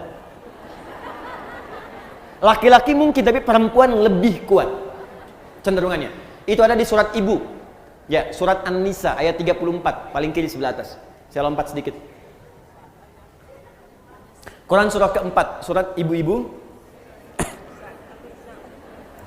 Ayat 34, paling kiri sebelah atas. Ar-nijalu qawwamuna 'alan nisa bima faddalallahu ba'dahum 'ala ba'din wa bima anfaqu min amwalihim. Ada ayatnya? Oke, sekarang lihat pertengahan ayatnya. Fas-salihatu, maka istri-istri yang solehah itu, perempuan-perempuan yang solehah itu. Siapa yang ingin jadi perempuan solehah boleh angkat tangan. Baik, sekarang turunkan tangannya. Saya tidak butuh tangannya, tapi yang saya butuhkan adalah kesesuaian dengan ciri ayatnya. Ibu ngangkat sampai ke lantai 2, sampai ke kubah. Kalau nggak sesuai dengan ciri ayat ini, maka tidak akan pernah selaras dengan apa yang Allah inginkan. Nah, sekarang lihat. Fas-salihatu, Ciri istri solihah itu kata Allah yang utamanya ada dua. Satu qonitatun, konita, jamaknya konitat. Ibu konita, apa artinya? Konitat itu artinya orang yang taat kepada Allah. Kalau dalam konteks istri, orang yang taat kepada Allah dengan cara menaati suaminya pada yang baik-baik menurut Allah. Itu cara memahaminya. Di istri yang solihah itu, dia taat kepada Allah. Bagaimana cara taatnya? Menaati suaminya sepanjang suaminya minta yang baik menurut Allah. Misal, kata suami, "Ma, berhijab ya, insya Allah ya, solihah. Ma, besok ikut taklim ya, insya Allah Pak, solihah. Ma, malam tahajud ya, insya Allah Pak, solihah. Ma, besok baca Quran ya, Pak nanti aja deh, setengah solihah." Ngapain sih Pak Quran melulu? Tidak solihah. Jelas? Nah, jadi ibu, kalau suami minta pada yang baik-baik, ibu cepat kerjakan. Sebetulnya bukan suami yang minta, tapi Allah yang menurunkan lewat perintah itu untuk bertanya kepada Anda. Hei, kamu solihah bukan? Kamu solihah tidak? Tidak Ustadz, saya anak. Bukan namanya, sifatnya. Di ketika lewat kemudian di kalimat Ustadz, apalagi di kalimat suami, itu untuk mengecek sifat solihah itu ada tidak. Mama, nanti mama malam tahajud ya, kalau papa terlampau capek, mama bangun. Papa gimana sih nyuruh tapi tidak dilaksanakan? Jangan lihat kalimat itunya bu. Lihat kalimat perintahnya, boleh jadi itu titipan Allah untuk menaikkan level solihah ibu. Karena itu ketika suami dipasangkan dengan istri, seringkali Allah kirimkan kemudian karakter-karakter pada suami, perintah-perintah pada suami, sebetulnya untuk menyempurnakan sifat istri. Itu hikmahnya. Dan sebaliknya, diturunkan kemudian pasangan pada istri yang serupa, karena ini kemudian lahan untuk menyempurnakan sifat suami. Makanya pasangan itu pasti sesuai. Dan jangan pernah mengharapkan pasangan orang. Kenapa suami saya tidak seperti Ustadz ya? Udah itu jalurnya. Jelas ya? Nah, cirinya itu. Tapi kalau suami memerintahkan kepada yang tidak baik menurut Allah, ibu boleh tolak dengan cara yang lembut. Ma, besok papa ada family gathering di perusahaan. Mama kan tahu level papa di perusahaan. Yang lain gak ada yang pakai jilbab, ma. Lepas dulu lah, paling cuma 30 menit. Ibu boleh tolak dengan cara yang lembut. Pa, pekerjaan rezeki itu sudah Allah atur, Pak. Yang belum teratur kan surga kita. Mama khawatir ketika jilbab ini dilepas kita terpisah di surga. Lebih baik kita kenakan ini, dan ini bisa mengantarkan kita pada rezeki yang baik dan ridha Allah Subhanahu wa taala. Khawatir gimana kalau nanti saat dibuka mama wafat? Siapa yang tanggung jawab? Itu lebih indah masuk ke dalam hati dibandingkan dengan celaan dan kagetan. Lepas dulu ya, Ma. Apa? Paham ya? Itu begitulah. Walaupun memang tidak mudah. Ustadz juga sama ya. Sama. Makanya jarang Ustadz ceramah bawa istrinya. Itu sangat jarang. Ini live mas. Nanti kita selesaikan di rumah. Dua. Nah ini kaitan dengan yang tadi. Hafizatun lil ghaibi bima hafizallah. Jadi istri salihah itu adalah menjaga nama baik keluarga, suami, khususnya ketika tidak sedang bersamanya. Perhatikan baik-baik. Yang telah Allah tutupi. Jadi kalau ada aib di rumah tangga, kata Allah jangan buka keluar. Ini jaminan Allah bu ya. Sepanjang ibu tidak buka keluar, maka Allah akan tutup sampai dengan hari kiamat. Makanya kata Nabi, kalau ada peristiwa terjadi malam hari nggak enak, siangnya jangan dibuka, tutup. Kalau ada peristiwa siang, jangan dibuka malamnya. Nah ini yang terjadi seringkali, siang masih dibuka. Dan sekarang wasilahnya banyak, media sosial. Dia nggak keluar rumah, tapi bisa bikin status di dalam rumah. Nah yang paling tidak elok itu kadang-kadang, ini menjadi bahan untuk berbuat maksiat. Padahal dia sholat, tapi masih dikerjakan. Yang digosipkan bukan urusan luar, yang dibawa keluar justru masalah di dalam rumah. Judulnya memang pengajian datang. Ustadz belum tiba ketemu kawan, saling bersalaman. Apa kabar? Iya sayang, kemana aja? Alhamdulillah sehat. Gimana kabarnya? Baik. Keluarga gimana? Sehat. Suami gimana? Di situ masalahnya.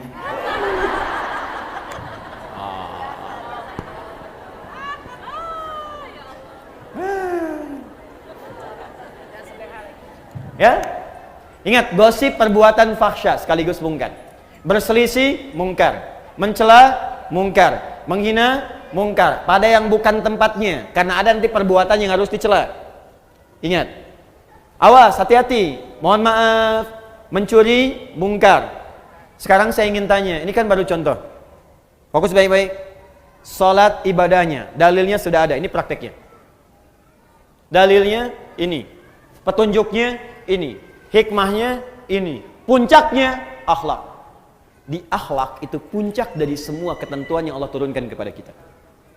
Puncak salat, akhlak. Puncak zakat, akhlak. Puncak kemudian baca Quran, akhlak. Dan puncak ilmu pun akhlak. Menuntut ilmu ibadah bukan? Ibadah, makanya dalilnya banyak di Quran. Apa dalilnya? Sepanjang ibadah mesti ada dalil. Banyak dalilnya. Quran surah 96 ayat 1. Iqra bismi rabbikal ladzi khalaq. Dalil menuntut ilmu. Quran surah ke-9 ayat 122. Wa ma kana al mu'minuna liyanfiru kaffah falaula nafara min kulli firqatin minhum ta'ifah liyatafaqahu fid din. Cara menuntut ilmu. Majlisnya ada. Quran surah 58 ayat ke-11. Ya ayyuhalladzina amanu idza qila lakum tafassahu fil majalisi yafillahu ya fafsahillah yafsahillahu lakum. Fafsahu yafsahillahu lakum. Hai orang-orang beriman, kalau diperintahkan kepadamu, ayo cepat penuhi majlis-majlis, share informasinya, share tempatnya. Siapa yang bisa meluaskan majlisnya akan diluaskan oleh Allah Subhanahu wa taala. Dari mana itu Ustaz tahu ayat ilmu? Teruskan ayatnya. Yarfa'illahu alladhina amanu minkum walladhina utul ilma darajat. Ayatnya ada. Hadisnya utlubul ilma. Ya, talabul ilmi faridatun ala kulli muslim. Menuntut ilmu itu kewajiban dari setiap muslim. Ibnu Majah nomor hadis 233. Man salaka tariqan yaltamisu fihi ilma sahalallahu lahu tariqan ilal jannah. Siapa yang berusaha datang ke majelis ilmu dengan segenap kemampuan dirinya, maka Allah akan catat untuk meringankan langkahnya ke surga. Al-Bukhari Kitabul Ilmi nomor hadis 71. Ya, perhatikan baik-baik. Man yuridillahu fihi khaira yufaqihu fid din. Siapa yang Allah inginkan menjadi orang yang lebih baik, maka dia akan didorong untuk belajar ilmu agama. Al-Qur'annya ada, hadisnya ada, hikmahnya banyak.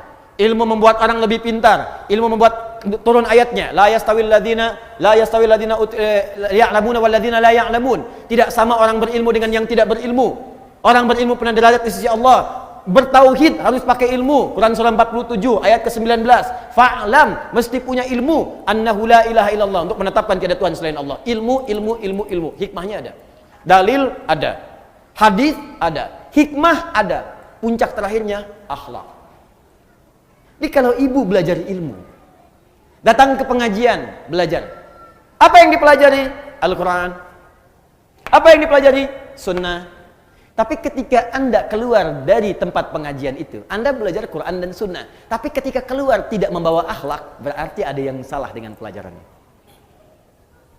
Ibu tuh keluar dari pengajian Al-Quran dan Sunnah, tapi ketika keluar kok pandai mencela. Apa yang ibu pelajari? Anda belajar Al-Quran dan Sunnah, begitu keluar dari pengajian pandai berselisih. Apa yang Anda pelajari? Semua sahabat yang belajar dengan Nabi, ketika akan praktek yang dibawa akhlak dulu. Silakan perhatikan baik-baik. Nabi sedang ke masjid, orang-orang mau sholat, tiba-tiba datang seorang Arab Baduy. Dia tidak tahu di mana toiletnya. Zaman Nabi nggak seperti masjid TSM seperti ini. Masjidnya bagus, ada karpetnya. Ini tanah. Sulit mencari toilet. Tiba-tiba Arab Baduy karena nggak tahu, lari ke pojok masjid, buang air kecil di situ. Tiba-tiba Umar, Umar dengan pembawaan karakternya yang tegas, langsung ingin mengeksekusi. Woi, salah. Langsung pengen keluar. Kelihatan oleh Nabi, diajari akhlak oleh Nabi. Umar, biarkan aja. Tapi Nabi ini kan, dia belum tahu. Yang belum tahu diberitahu, bukan dimarahi. Biarkan dia selesai dengan hajatnya, siram dengan air bersihkan. Setelah itu beritahu, tempatnya bukan di sini. Tuh. Indah sekali ibu sekalian. Di banyak kejadian-kejadian yang Nabi contohkan lewat akhlak. Setelah itu Umar belajar. Setelah itu makin bijak, Masya Allah. Bijaknya luar biasa. Dalam setiap keputusannya. Umar setelah menjadi khalifah, Jadi pemimpin, jadi presiden kalau sekarang itu malam-malam selalu belusukan. Di Umar, inisiator belusukan di muka bumi. Belajar dari Nabi dan tidak pernah bawa kamera. Orang sekarang beda-beda dia, tapi Umar lain. Jalan. Begitu malam-malam jalan lihat rakyatnya, ada seorang ibu. Memiliki beberapa anak. Ditidurkan oleh ibunya. Ditidurkan itu bukan karena pengen tidur, karena lapar, menangis terus, tidak ada makanan. Dan saat menidurkan ini pura-pura ibu masak. Yang dimasak apa? Pasir isinya batu digoreng-goreng. Sambil masak batu itu dia bersyair. Duhai khalifah, senang-senang tinggal di istana, rakyatmu melarat makan seadanya. Duhai khalifah, engkau makan enak, kami menggoreng-goreng batu tanpa ada makanan. Anakku kelaparan, tidak ada yang makan yang bisa diberikan. Umar lewat. Seketika, ketika mendengar dan melihat apa yang disaksikan itu, perhatikan kalimatnya. Ada celaan kepada Umar. Ada kemudian tuntutan kepada Umar. Umar tidak marah merespon itu, langsung lari ke Baitul Mal. Diambil kemudian gandum, dipikul dengan punggungnya. Ajudannya mengejar ingin bawakan, kata Umar, saya yang akan dihisab bukan engkau di hari kiamat. Dibawakan oleh Umar, datang ke tempat ibu itu, kemudian disingkirkan semua batu dan pasir tadi, dimasakkan oleh Umar langsung dengan tangannya dan tidak pernah mengatakan saya khalifahnya, tidak. Jadi begitu dimasakin, si ibunya pun nggak tahu dan Umar nggak perkenalkan dia Umar. Dimasak oleh Umar, ibunya yang paling menarik bu, sambil dimasakin sambil dicela oleh ibu itu. Duhai khalifah, enak-enak engkau tinggal di istana, orang lain yang datang memasakkan kepadaku. Duhai khalifah, engkau enak makan enak, orang lain datang kepadaku bukan engkau. Padahal itu Umar. Apa Umar berkata kemudian, ini saya bu. Ya abdi Umar, tidak. Umar masak aja. Setelah itu disuapi oleh Umar, dibantu ibu itu dan pulang. Perhatikan pengajaran Nabi, sungguh indah. Makanya orang-orang yang belajarnya benar, itu puncak tertingginya itu pasti akhlak. Pasti akhlak. Ibu melihat ada orang masuk masjid, safnya belum lurus. Coba lihat, barangkali dia belum tahu. Orang yang belum tahu, diberitahu bukan dimarahi. Woi, belum lurus tuh, apa nggak tahu? Tidak. Bapak, itu belum lurus. Bu, yuk kita luruskan yuk supaya rapat. Biarin aja. Usil aja. Saya di sini sudah 10 tahun. 10 tahun. Padahal masjidnya baru 5 tahun, Bu. Kadang-kadang ada yang begitu, nggak apa-apa. Nggak ada masalah, baik, nggak apa-apa Ibu ya. Mudah-mudahan nanti bisa diluruskan. Atau imamnya yang posisi lebih tinggi datang. Makanya kami kalau di Timur Tengah, itu kalau ngimami jalan dulu. Lihat. Ya, jadi nggak langsung di belakang ini, di depan nengok ke belakang. Ya, dan bahasa imam tuh boleh pakai bahasa lokal, nggak harus pakai bahasa Arab. Ya, contoh itu ada bahasa yang harus Arab sepenuhnya seperti azan, sholat harus bahasa Arab. Tapi ada bahasa yang boleh pakai makna dengan bahasa lokal. Seperti imam mengarahkan makmumnya. Ibu sekalian tolong rapatkan, luruskan safnya. Bahasa Arabnya istau istaqimu. Coba ibu paham mana? Yang pertama, yang kedua? Lama kan? Baik. Jadi nggak harus pakai bahasa Arab. Istau, sudah tahu, tidak. Luruskan, rapatkan. Nah, kadang-kadang ada yang belum paham, maka bergeser, lihat, Bu ini belum lurus, belum rapat. Nggak apa-apa kok Pak, di sini aja enak. Ah, kalau ibu nggak pengen rapat, gampang caranya. Jadi imam. Imam tuh nggak harus rapatkan kanan kiri, sendirian aja depan. Oh ya nggak apa-apa deh kalau gitu saya rapatkan, enak. Pertanyaan saya, kenapa sekarang banyak orang belajar, kok tiba-tiba jadi kasar gitu? Yang paling aneh itu begini, belajar Islam, tapi kok jadi berselisih? Kenapa? Pulang ke rumah berselisih dengan suami. Pulang ke rumah berselisih dengan tetangga. Anda tuh belajar apa? Nabi itu datang ke Madinah mempersatukan. Kenapa Anda belajar kemudian memecahkan diri? Coba cek, silahkan baca sejarah. Nabi di Mekah menyatukan. Datang ke Madinah mempersaudarakan Aus dengan Khazraj. Ini Anda belajar, tiba-tiba pulang jadi memecah. Pasti ada yang salah. Akhlaknya kemana? Apa penyebab seseorang ketika belajar ilmu tidak melahirkan akhlak? Apa penyebabnya? Itu inti materi kita. Yang tadi muqaddimah. Oh. Judulnya itu kan? Ya kan? Ah, ini judulnya. Sebab kalau nggak saya kasih pengantar, ibu nggak akan paham apa maksud pembahasan ini. Jelas ya? Jadi yang tadi apa? Muqaddimah. Nggak apa-apa. Sampai jam berapa kita? 12. Oh ya, baik ya. Ya, boleh, boleh. Silakan sampai jam 12, saya jam 10 pulang. Mau itikaf sampai jam 12. Ya. Sambil dibantu ya, kita kumpul beramal soleh insyaallah ya. Kumpul beramal soleh. Kemudian saya dengar ada penggalangan dana juga ya untuk Pekanbaru ya, Riau dan sekitarannya yang terkena kabut asap. Silakan ke amal soleh dan tidak setiap keadaan demikian. Nanti saya juga akan ikutan insyaallah. Insyaallah akan ikutan. Tapi simpan dulu supaya kita bisa fokus untuk belajar dulu ya. Baik, fokus ini. Satu penyebabnya. Saya akan cepat saja, paling cuma 2 atau 3 poin saja. Ya, 1 poin setengah jam. Satu.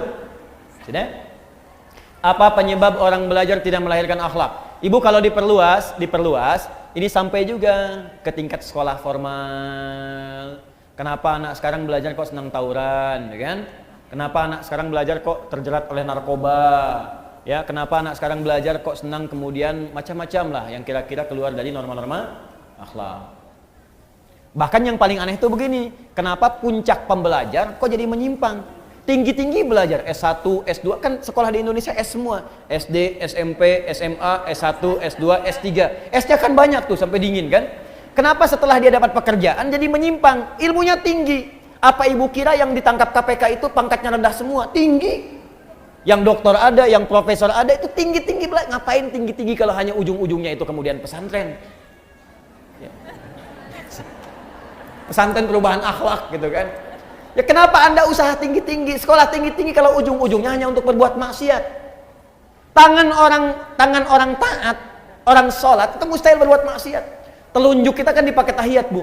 At-tahiyatu lillah, at-tahiyatul mubarakatuh, salawatut thayyibatu lillah. Mau pakai 1, 2 dari 7 versi bebas. Yang penting ketika tahiyat, ini jari telunjuk itu nunjuk. Makanya jari ini kalau dipakai sholat gak akan maksiat. Akan maksiat. Yang gampang-gampang bikin status yang jelek kan pakai jari. Kalau gitu saya pakai ini aja nanti besok. Pakai jari. Nulis, angkat telepon, pakai jari itu ngangkat. Makanya jari orang sholat nggak akan berbuat maksiat, mustahil. Mustahil berbuat maksiat. Cek suami ibu pulang ke rumah. Kalau membawa sesuatu yang maksiat yang salah, tanyakan, Papa sholat nggak? Sholat mah, kan mama lihat. Pak, tangan orang sholat, mustahil berbuat maksiat. Tapi tawarannya tinggi mah, mustahil. Gimana kalau ditawarin 9 miliar? Katakan, Pak, tangan orang tahiyat tidak akan pernah berbuat maksiat. Gimana kalau 900 miliar? Nanti mama istihoroh dulu.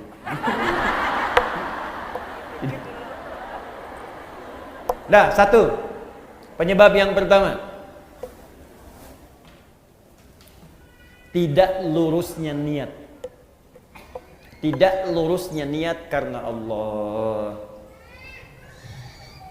Tuh, kaget bayi itu. Wow, kan? Ibu masih ingat ayat pertama yang diturunkan kepada Rasulullah apa bunyinya? Iqra, bukan. Ibu salah dapat informasi. Ayat pertama yang diturunkan kepada Nabi Muhammad SAW ternyata bukan Iqra. Ibu salah dapat informasi. Ternyata Iqra bismi rabbikal ladzi khalaq. Ayat pertama. Karena ketika dikampaikan Iqra, kata Nabi, ma'ana biqari, saya nggak bisa baca. Iqra baca, ma'ana biqari. Yang ketiga, Iqra baca, ma'ana biqari. Dipeluk oleh malaikat Jibril, dibacakan dengan sempurna ayatnya, Iqra bismi rabbikal ladzi khalaq. Muhammad, perhatikan, baca bukan karena engkau tidak pernah punya guru untuk mengajarkan kau membaca, bukan karena engkau tidak pernah sekolah sehingga engkau tidak bisa baca. Bacakan semua karena Allah. Bismi rabbik, bismi rabbikal ladzi khalaq. Yang menciptakan engkau saja begitu mudah. Mencipta itu Muhammad, kata malaikat Jibril, mencipta itu lebih rumit dibandingkan sekedar belajar membaca. Bagi Allah mencipta saja mudah, apalagi membuat engkau mengikuti bacaan. Lakukan semua karena Allah, maka setiap yang sulit maka akan terasa mudah dalam kehidupan. Maka ayat dasar pengetahuan itu dasar pertamanya ketika diturunkan kepada Nabi. Iqra itu pembukanya untuk belajar, tapi dasarnya bismi rabbik, lakukan semua karena Allah Subhanahu wa taala. Makanya orang-orang yang belajar karena Allah itu pasti akan mengikuti hukum Allah. Ibu melakukan sesuatu karena Allah. Kalau ibu melakukan sesuatu karena Allah, pasti ketentuan Allah diikuti. Kata Allah, sopan, sopan. Kata Allah, toleran, toleran. Kata Allah, baik, baik. Mustahil orang belajar karena Allah tapi melanggar ketentuan Allah, itu mustahil. Itu mustahil. Makanya orang-orang yang ingin belajar itu, Ibu, belajar ilmu, itu pasti pertama kali akan diajarkan oleh ulama tentang adab, ketentuan cara belajar ilmu menurut ketentuan Allah Subhanahu wa taala. Di sebelum masuk ke ilmunya, itu ada adabnya dulu, Bu. Ada adabnya. Bagaimana Allah meminta kepada penuntut ilmu untuk menuntut ilmu, itu ada. Ibu kenal Imam An-Nawawi? Iya, bagus. Kenal di mana, Bu? Masya Allah. Hanya edisi kali ini ada yang kenal Imam An-Nawawi. Tapi lumayan ada penurunan ya. Dulu kan Utsman kenal ya. Terus saya di Sukabumi ada yang kenal Firaun. Luar biasa. Yang hebat lah Sukabumi, hubud dunia. Sukabumi hubud dunia. Jadi kalau diterjemahkan ke dalam bahasa Arab, hubud dunia. Suka itu hubun, bumi itu dunia. Sukabumi, hubud dunia. Lihat sini. Fokus baik-baik. Ibu Imam An-Nawawi itu yang menulis kitab Al-Arba'in. 42 hadis. Menulis kitab Riyadhus Shalihin 1896 hadis. Syarah Muslim 9 jilid. Imam An-Nawawi. Tapi tahukah Ibu, sebelum beliau menulis semua itu, beliau menulis sebuah kitab namanya At-Tibyan fi Adab Hamalatil Quran. Disingkat dengan nama At-Tibyan. Itulah dia nama kitabnya. Itu terjemahan anak kecilnya. At-Tibyan. Ini ya. At-Tibyan. Boleh Ibu searching di Google misalnya. Ya. Ya di Google Ibu carilah kitab-kitab, kan? Cari ya. Sudah? Ibu cari At-Tibyan, boleh pakai Latin, tulis boleh At-Tibyan An-Nawawi, nanti keluar. Sekarang gratis, Bu. Ayo sebagian pulsanya pakai untuk akhiratnya. Download buku-buku baik-baik. Nah, di kitab ini itu berisi bagaimana kita belajar adab sesuai ketentuan Allah sebelum belajar ilmu. Makanya ada perkataan ulama begini, adab qoblal ilmi, adab dulu sebelum ilmunya. Karena khawatir kalau nggak belajar adab nanti mengambil ilmu mempraktekannya tanpa adab. Itu yang dikhawatirkan. Belajar adab dulu, adab. Di sini nanti Ibu akan ditunjukkan bagaimana cara beradab dengan baik sebelum belajar. Contoh, maaf Bu ya, Ibu akan ditunjukkan cara memilih guru bagaimana sebelum berangkat. Supaya Ibu ketika belajar dari guru itu mendapatkan selain ilmunya juga adabnya. Sopannya, baiknya, lemah lembutnya, perhatiannya. Bagaimana Ibu mencari guru yang ketika dia mengajar Anda di siang hari, malamnya dia berdoa untuk Anda. Ada. Ya. Lihat. Wala yuta'allamu illa mimman kamulat ahliyatuhu. Kata Imam An-Nawawi, tidaklah seorang penuntut ilmu itu akan belajar kecuali sebelum belajar dia akan melihat dulu siapa guru yang akan dia belajar kepadanya. Satu, kamulat ahliyatuhu. Dia akan petakkan guru yang sesuai dengan spesialisasinya. Tidak semua ustadz menguasai semua hal. Ibu ingin belajar tafsir, cari ustadz ahli tafsir siapa. Ibu ingin belajar fikih, cari ustadz ahli fikih siapa. Sekarang ini semua masyarakat memahami semua ustadz itu paham semuanya. Sehingga ketika ingin belajar tafsir datang ke ustadznya ahlinya ahli hadis, gak nyambung.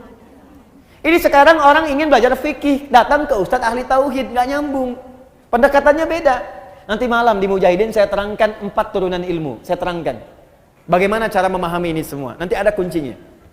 Cari Ibu, praktekkan itu. Makanya saya usulkan, kemarin ada pertemuan ustadz di Jakarta, saya usulkan bikin database ustadz.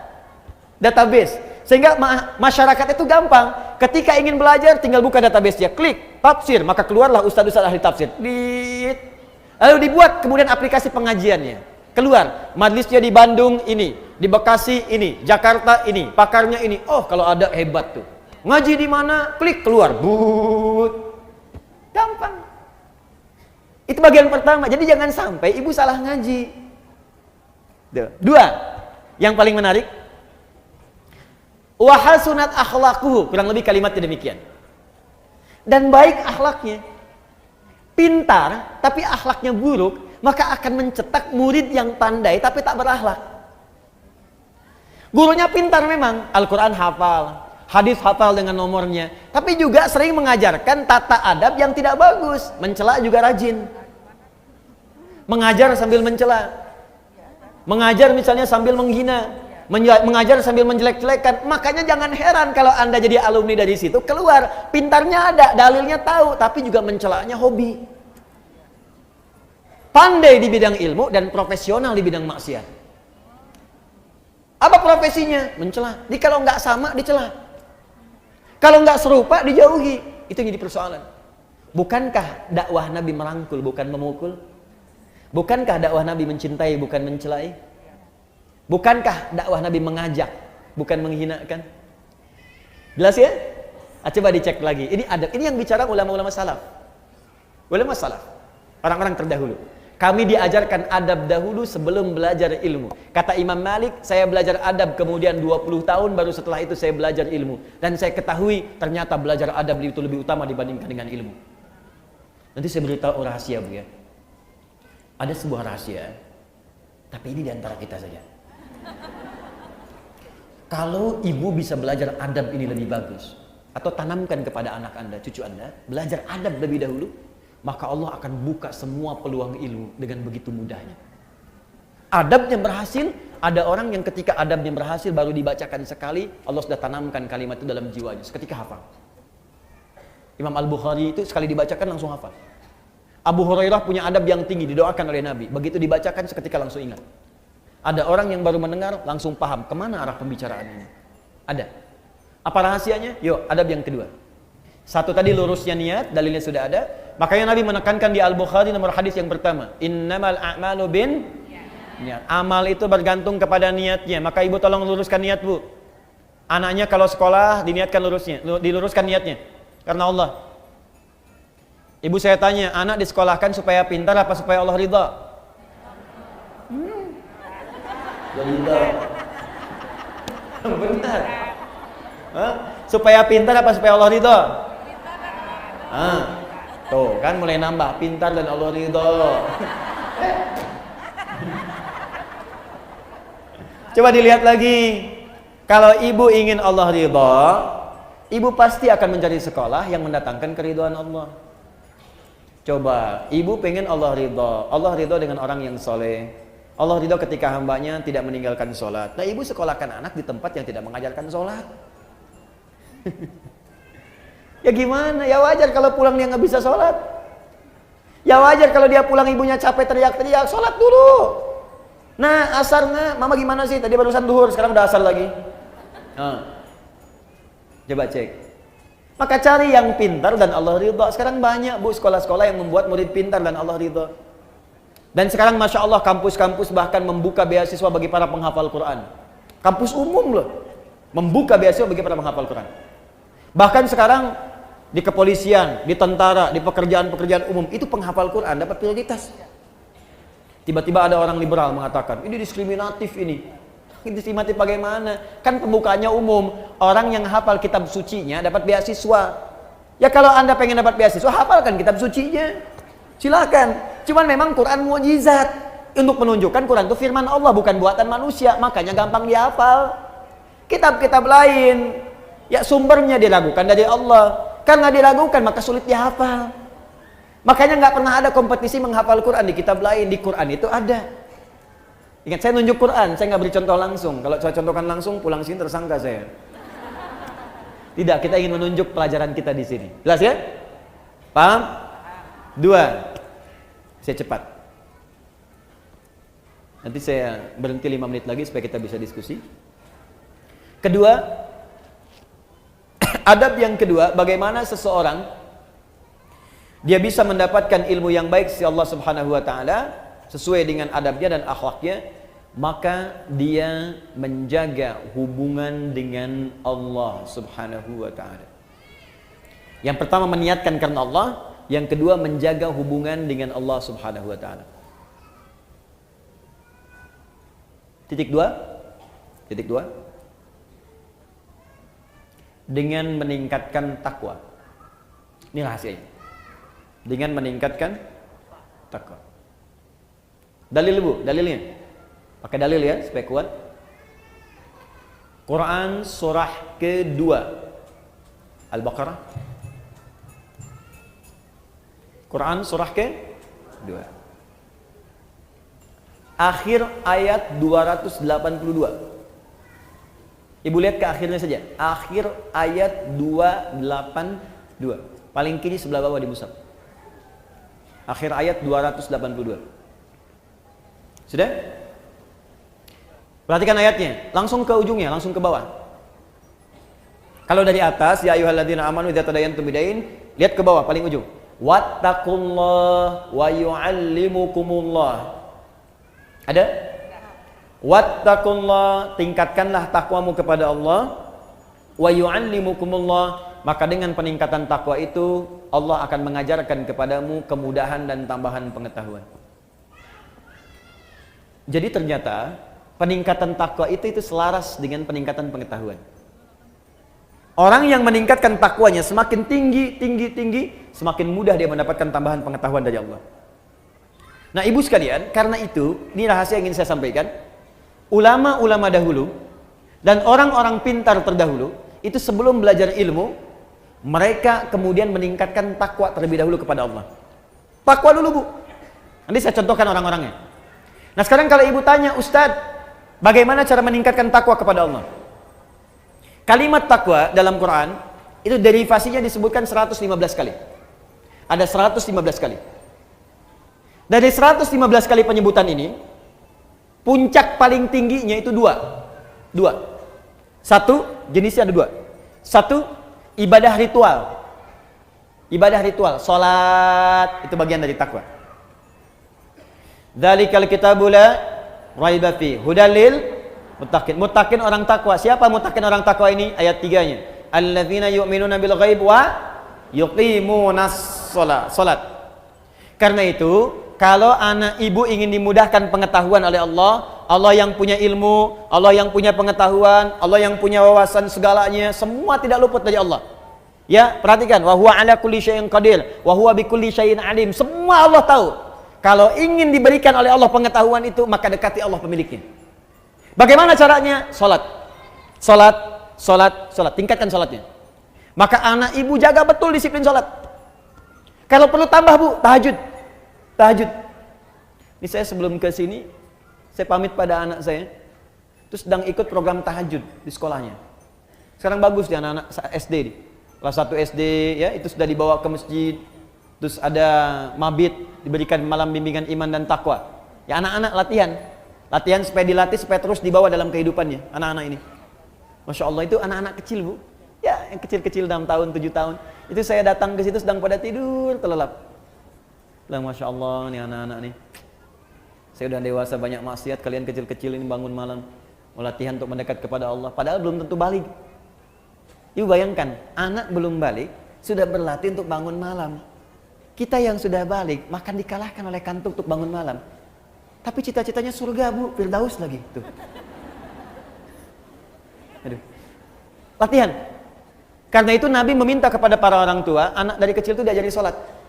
Masih ingat nasihat Nabi? Jika anak usia 7 tahun ajari mereka sholat. Usia dia 10 tahun menjelang balik tidak mau sholat, maka berikan pelajaran yang membuat dia mengerti. Berikan pelajaran. Kenapa Nabi meminta anak sholat? Karena ada korelasi antara sholat dengan kepintaran seorang anak dan kebaikan seorang anak. Jadi kalau anak dari kecil sudah rajin sholat, demi Allah, Bu, catat kalimat saya ini. Kalau anak diajari sholat dengan benar dari kecilnya, maka anak itu dewasa akan tumbuh menjadi anak yang baik dan pintar. Itu sudah rumus. Ibu cek ya, Al-Kindi, Al-Ghazali, Al-Farabi, ya, Ibnu Sina, Al-Khawarizmi, Al-Battani, itu semua ulama-ulama ini dari kecil sebelum mereka belajar pengetahuan dididik oleh orang tuanya sholat. Kedua, Al-Quran. Masih ritual hubungan kita dengan Allah. Ibu saya kasih saran, Bu, ya. Di mumpung saya lihat ada anak-anak yang tadi kecil bersuara macam-macam, atau ibu sendiri, saya sarankan begini. Mumpung masih ada waktu, ibu dekati Al-Quran dan dekatkan anak-anak itu dengan Al-Quran. Sudah ada penemuan sekarang, dan itu sudah dibuktikan dengan sangat jelas, bahwa orang yang hafal Quran khususnya atau dekat dengan Al-Quran, itu Allah akan tingkatkan tingkat kecerdasannya. Kalau hafal dengan benar, itu minimal 3 kali lipat. Ada korelasi antara peningkatan kecerdasan dengan hafalan Quran. Saya lompat sedikit ya, nanti kita ada hafalan akbar nih, insya Allah. Ya, kami sekarang sedang ada program menghafal Quran 30 juz 30 hari. Ya, alhamdulillah itu tempatnya sekarang masih di Bekasi, kedua di Lampung, di Bandung mungkin dalam waktu dekat. Itu udah di Bekasi sudah ada tempatnya, akhwat sudah ada sendiri. Ada yang hafal kemarin 24 hari, 25 hari, 30 juz, bukan juz 30. Ya, 30 juz. Ada yang 24 hari, 25 hari, ada yang 30 hari. Dididik dan terjadi perubahan, Bu. Perubahan. Nah, saya berikan kalau Ibu belum sempat gini. Sebentar, pelan-pelan. Ibu cari Murattal 30 juz. Misal dengan speaker aktif atau yang lain. Ibu putar aja di rumah 24 jam. Simpan di ruangan yang strategis. Di ruang tengah, di kamar tidur. Saya biasanya di rumah itu di speaker aktif ada sesuai dengan tempat lah. Di setiap kamar kami simpan speaker aktif. Quran 24 jam aja putar. Di ruangan tengah ada di situ. Jadi tiap hari yang terdengar Quran. Tiap hari. Itu suasananya beda, Bu. Akan lain suasananya. Beda. Nah, untuk anak-anak kecil, ini ada rumus langsung disebutkan oleh pakar Quran. Kalau dia baru terlahir, di usia setiap bulannya, maka putarkan Al-Quran setiap juz setiap bulan. Berurut. 1 bulan 1 juz. A month, 1 juz. 1 bulan 1 juz. Berurut, Bu ya, urut. Misal, bulan pertama dia lahir 30 hari misalnya Al-Baqarah aja. Bulan kedua Ali Imran. Bulan ketiga terus sampai ke An-Nisa terus.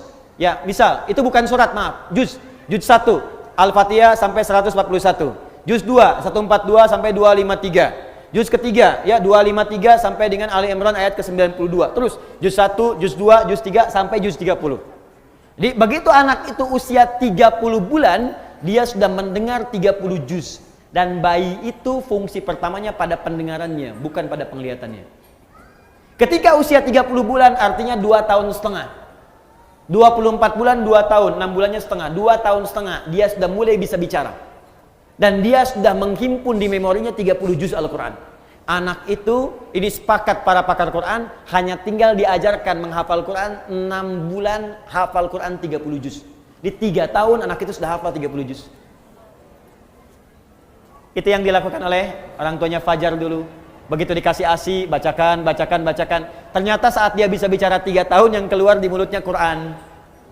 Dicek, panggil guru dicek, Allahu Akbar. Ternyata dicek, 4 tahun sudah hafal Quran 30 juz. Awal sampai akhir. Nah, ibu bisa praktek seperti itu.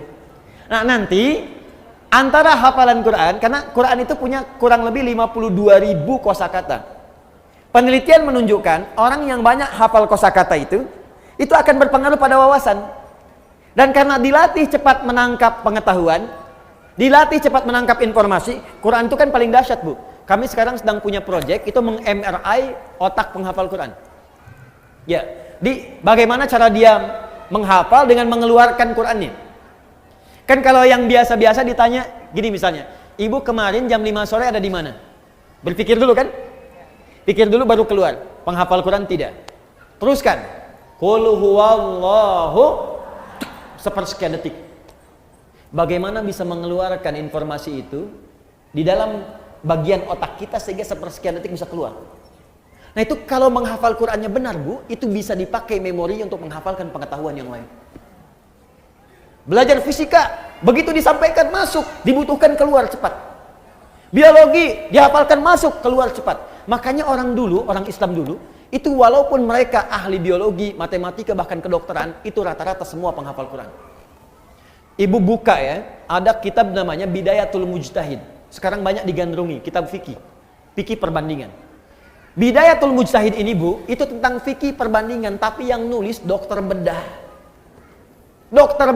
Dokter spesialisasi bedah, hafal Quran. Dari hafal Quran ini belajar fikih. Hafal Quran, hafal fikih, kedokteran.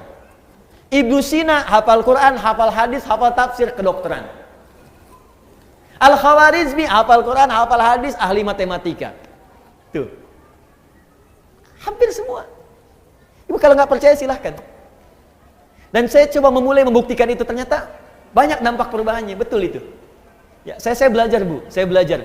Jadi saya kalau lagi selesai main-main ke toko buku, saya beli buku-buku anak sekolah itu. Fisika, kimia, matematika, saya pelajari sendiri. Ya saya buka YouTube, saya lihat bagaimana. Terus kalau ada anak mahasiswa belajar datang ke saya, Ustaz saya pengen belajar, kamu dari mana? Kedokteran. Kamu bawa semua modul kedokteran kamu ke sini. Saya akan pelajari, saya ajarkan apa yang kamu mau. Saya nggak paham, saya tanya sama kamu, dan kamu boleh tanya apa saja. Jadi saya belajar kedokteran dari dia belajar ilmu dari saya. Semua belajar. Dan saya senang belajar. Belajar. Itu indah, Bu. Enak. Dan ternyata fisika itu banyak yang bersinggungan dengan nilai-nilai keislaman.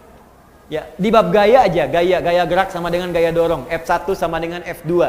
Ya, apa yang masuk itu yang keluar. Gayanya tinggi, pukulan kencang, rendah sedikit. Sama, iman sedikit yang keluar pun ibadahnya sedikit. Imannya kuat, dicas kuat, yang keluar ibadahnya kuat. Hukum tekanannya, gaya berbanding lurus dengan tekanan, hukum Pascal. F berbanding lurus dengan P, pressure. Gaya berbanding lurus dengan tekanan. Orang yang banyak gaya, banyak tertekan. Ilmu akhlak. Jarak S sama dengan V kali T. Jarak S sama dengan V kali T. Kecepatan dikalikan dengan waktu. Mencari V, S dibagi T. Banyak.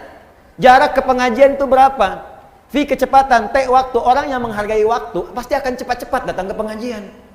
Takut terlambat. Mulai jam berapa sih di TSM? Jam 8, maka dia ukur jaraknya. Dia percepat kemudian kecepatannya. Sampai jam 7 itikaf. Ada yang dari subuh. Macam-macam.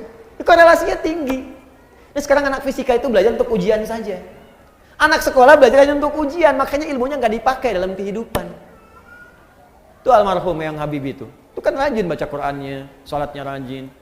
Ya, Masya Allah, itu dan kepake ilmunya gitu. Dan sekarang pun masih dikenal. Jelas ya? Terakhir, tutup yang ketiga. Satu masih ingat tadi? Jaga keikhlasan. Yang kedua, dekati Allah dengan takwa, kan? Yang ketiga, maaf, dalil tentang takwa, satu lagi, dalil tentang takwa, dalil yang paling kuat nanti Quran surah kelima ayat 35. Quran surah 5 Al-Maidah ayat 35, paling kanan sebelah bawah. Quran surah 5 ayat 35. Paling kanan sebelah bawah di mushaf, ya ayyuhalladzina amanu taqullaha wabtaghu ilaihil wasilah. Hai orang-orang beriman, tingkatkan takwamu kepada Allah dan cari wasilah untuk mewujudkan keinginanmu dengan takwa itu. Maksudnya begini, tadi jenis takwa sholat, maka ibu dalam sujud minta kepada Allah keinginannya apa? Ya Allah, jadikan anak saya ya Allah pintar dan berkah. Minta dalam sujud. Terus baca Quran bagian dari takwa. Ibu setelah selesai baca Quran, jangan cukupkan dengan kalimat tahmid, alhamdulillah, atau tasdik, shadaqallah. Jangan cukupkan sampai situ. Selesai baca Quran, ibu berdoa. Ya Allah, anugerahkan kami syafaat dengan Quran ini. Ya Allah, perbaiki akhlak saya ya Allah dengan keberkahan Quran ini. Ya Allah, cerdaskan akhlak anak saya ya Allah dengan cahaya Al-Quran ini. Minta. Itu cepat dikabulkan. Saya lihat sekarang banyak orang baca Quran itu cuma selesai aja. Baca shadaqallahul azim, tasdik, selesai, sudah. Enggak, berdoa dulu. Berdoa. Nah, amalan terakhir yang ketiga, rajin bersedekah. Rajin bersedekah. Imam Abu Hanifah itu termasuk orang yang rajin sedekah. Gak usah jauh-jauh, Bu. Rasulullah sallallahu alaihi wasallam, Masya Allah, itu kalau sedang mengajar juga demikian, rajin sedekah. Nabi itu bisa ribuan kali umrah. Tapi dalam hidupnya hanya sekitar 3 sampai 4 kali saja. Ya, bisa berkali-kali haji, tapi tidak semua setiap musim haji datang. Apa yang beliau lakukan? Ternyata diantaranya mengajar para duta-duta mahasiswa yang datang dari luar. Abu Hurairah, Salman Al-Farisi, sahabat yang lain. Tinggal siapa yang ngasuh, yang biayai? Nabi. Di mana? Di sisi Masjid Nabawi.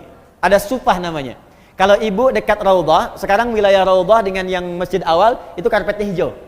Jadi kalau ibu nanti umrah di bulan-bulan ini atau ke depan, nanti kalau ibu ingin ke Raudhah, itu sekarang Raudhah karpetnya hijau dan sekitarannya sama karpetnya hijau.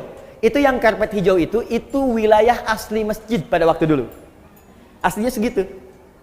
Masjid Nabawi sekarang itu Madinah tempo dulu. Madinah itu cuma segitu luasnya. Ya, di luar itu bukan Madinah. Nah, asli masjidnya itu yang karpet hijau. Nah, di sebelah arah dekat ke arah makam Nabi, kalau makam Nabi dekat ke arah Baqi, sisi dekat situ ada yang disebut Sufah namanya. Sufah, Ahlus Sufah. Di Sufah itu ada para sahabat yang khusus untuk belajar ilmu saja kepada Nabi. Abu Hurairah radhiyallahu taala anhu, ya. ada Salman Al-Farisi, termasuk Ali bin Abi Thalib, Ibnu Abbas, Ibnu Umar, belajar aja. Itu yang biayai Nabi. Yang nggak ada bekal, Nabi kasih makanan, ya, kasih kemudahan dan sebagainya. Nabi itu. Dan masya Allah ilmunya berkah. Makanya saya diajari oleh guru kami, itu setidaknya kalau belum bisa memberikan sesuatu kepada murid, saya datang pada guru saya bertanya, Syekh berikan saya nasihat. Adinda, ya bunayya anakku, siang engkau belajar, malam engkau dekati pada yang memiliki pengetahuan. Maka mintalah kepada Allah agar ilmu yang engkau ajarkan itu meresap ke dalam jiwa-jiwa setiap murid yang belajar. Yang kedua, engkau doakan mereka. Dalam setiap malam engkau mengajar. Dan itu saya praktekkan. Pagi, siang saya mengajar, malam bangun, kita bayangkan lagi ngajar di mana, kita minta sama Allah, ya Allah, sayangi setiap orang-orang yang belajar. Ya Allah, berkahi ilmunya. Ya Allah, lapangkan kehidupan mereka. Ya Allah, mudahkan mereka. Ya Allah, pertemukan kami di surga. Ya Allah, himpun dengan keluarga. Ya Allah, jauhkan mereka dari maksiat. Minta gitu. Itu dampaknya besar. Tinggi dampaknya. Ada guru-guru yang lebih hebat lagi. Imam Abu Hanifah, itu sampai sedekah ke muridnya dan sebagainya. Dan itu berkah kemudian. Nah, sekarang dibalik, Bu. Ibu juga sama. Ada murid-murid yang ketika dia kemudian belajar, itu banyak di antara mereka yang mempraktikkan sedekah. Ada Syekh Nawawi Al-Bantani, Bu. Syekh Nawawi, beliau ini setiap akan belajar itu bersedekah. Di atas namakan gurunya dengan niat tidak ingin mengetahui aib gurunya. Di Imam Nawawi kalau mau datang kepada Syekh untuk talaqi itu sedekah dulu. Begitu sedekah, beliau niatkan kepada fakir miskin, kepada orang lain. Dia niatkan, begitu diniatkan, ya Allah, saya niatkan sedekah ini, dengan niat ini saya tidak ingin mengetahui aib guru saya sedikit pun. Makanya berkah sampai sekarang. Termasuk di antara imam besar Syekh Nawawi Al-Bantani, di antara guru yang tidak pernah mengetahui aib guru-gurunya. Makanya yang didapatkan ilmu aja, ilmu. Masya Allah. Ya ibu silakan. Ya misalnya kan ibu ada kewajiban zakat, keluarkan, kalau itu wajib. Ada infak itu ibu niatkan atas keinginan yang ibu dapatkan. Kalau pahala jelas, ibu ikhlas pahala dapat.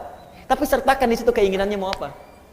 Ya, misal ibu sedekah nih, saya pengen bantu untuk yang di Pekanbaru, pengen bantu untuk yang di Riau. Ya Allah, jadikan dengan sedekah ini yang di Riau, ya Allah mendapatkan kemudahan. Dan dengan kemudahan itu jadikan keluargaku mendapatkan rahmat darimu. Jadikan kemudahan itu sebagai kemudahan ilmu bagi anak cucuku. Boleh. Itu dalilnya banyak. Jelas ya? Makanya banyak orang bersedekah oleh Nabi kemudian diluruskan. Di antaranya lurus untuk mengarahkan keinginannya.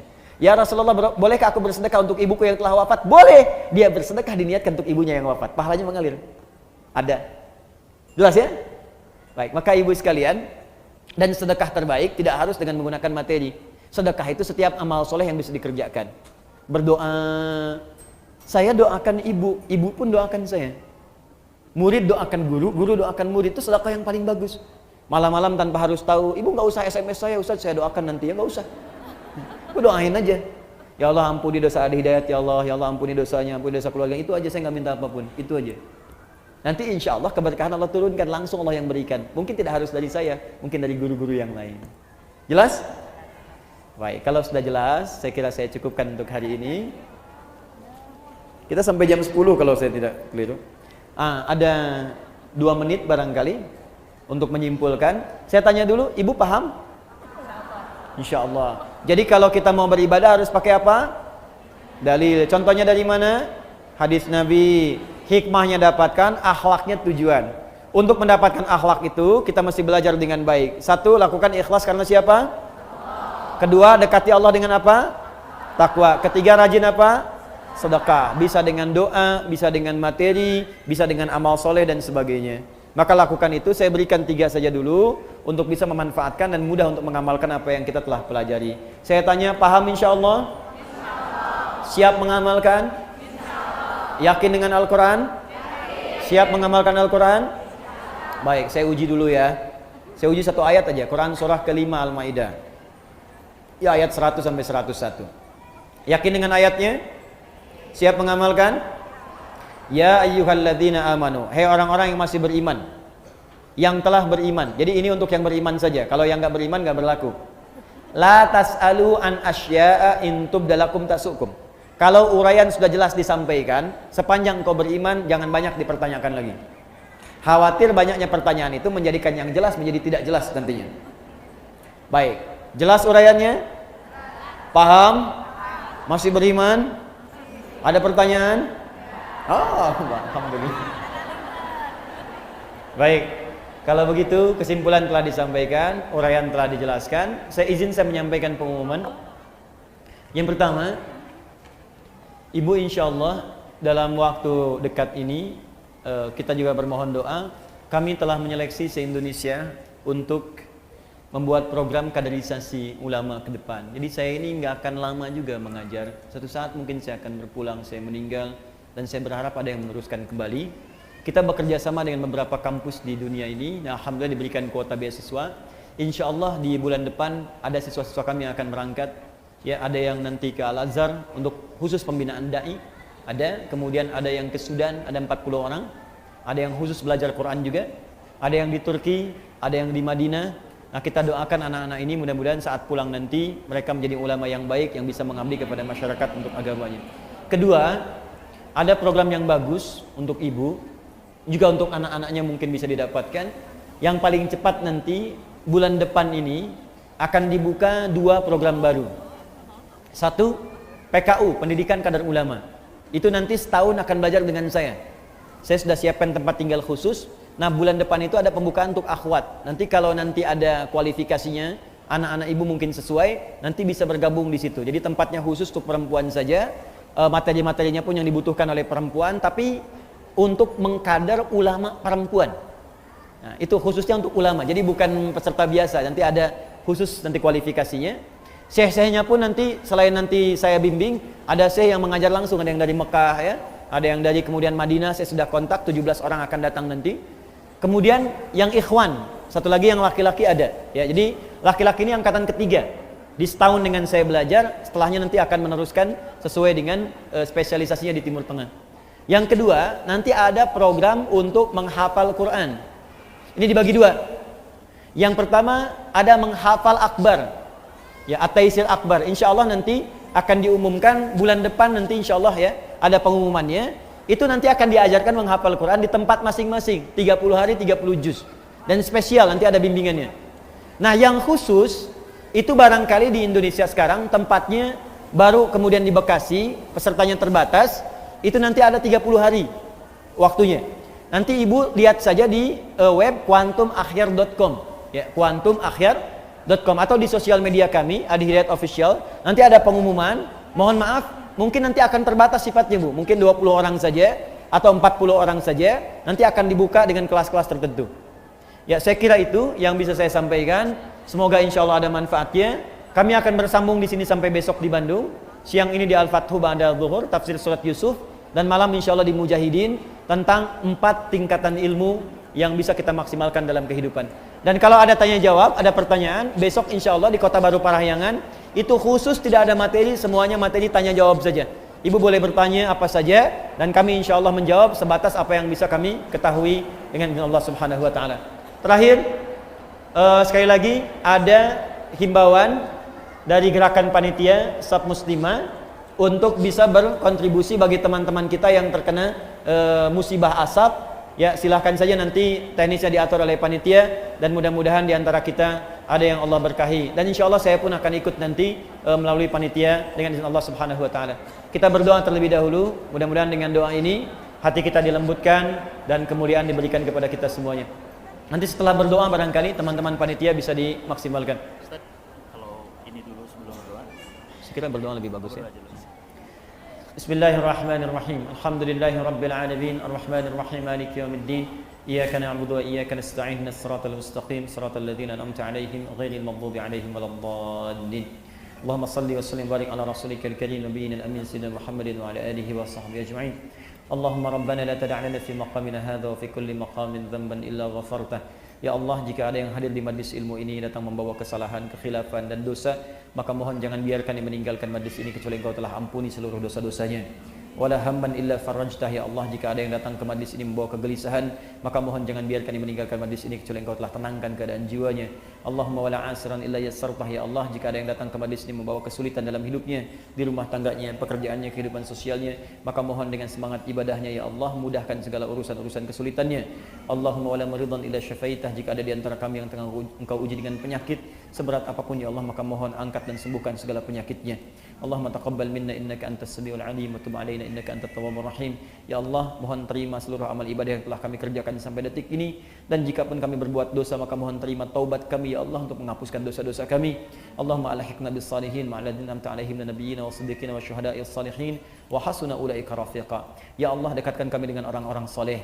Di tempat tinggal kami hadirkan orang-orang saleh, di kantor-kantor jadikan ya Allah orang-orang saleh, di keluarga kami jadikan orang-orang saleh, dan hadirkan kami ya Allah hidup bersama orang saleh, dan jumpakan kami di akhirat bersama orang-orang saleh, terutama Rasulullah sallallahu alaihi wasallam, para nabi, para syuhada, orang-orang jujur. Itulah ya Allah keinginan terbaik yang ingin kami dapatkan.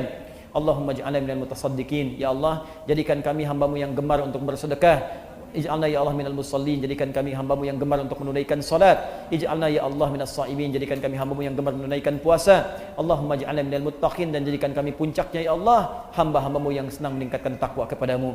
Rabbana atina fid dunya hasanah wa fil akhirati hasanah wa qina adzabannar.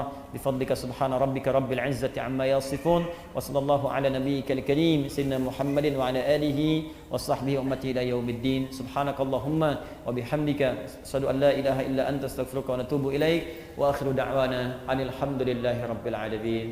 Silakan panitia yang untuk tadi agenda asap bergerak yang ada Allah berikan kelebihannya, silahkan juga dibantu, dan semoga Allah berikan kemuliaan kepada seluruhnya.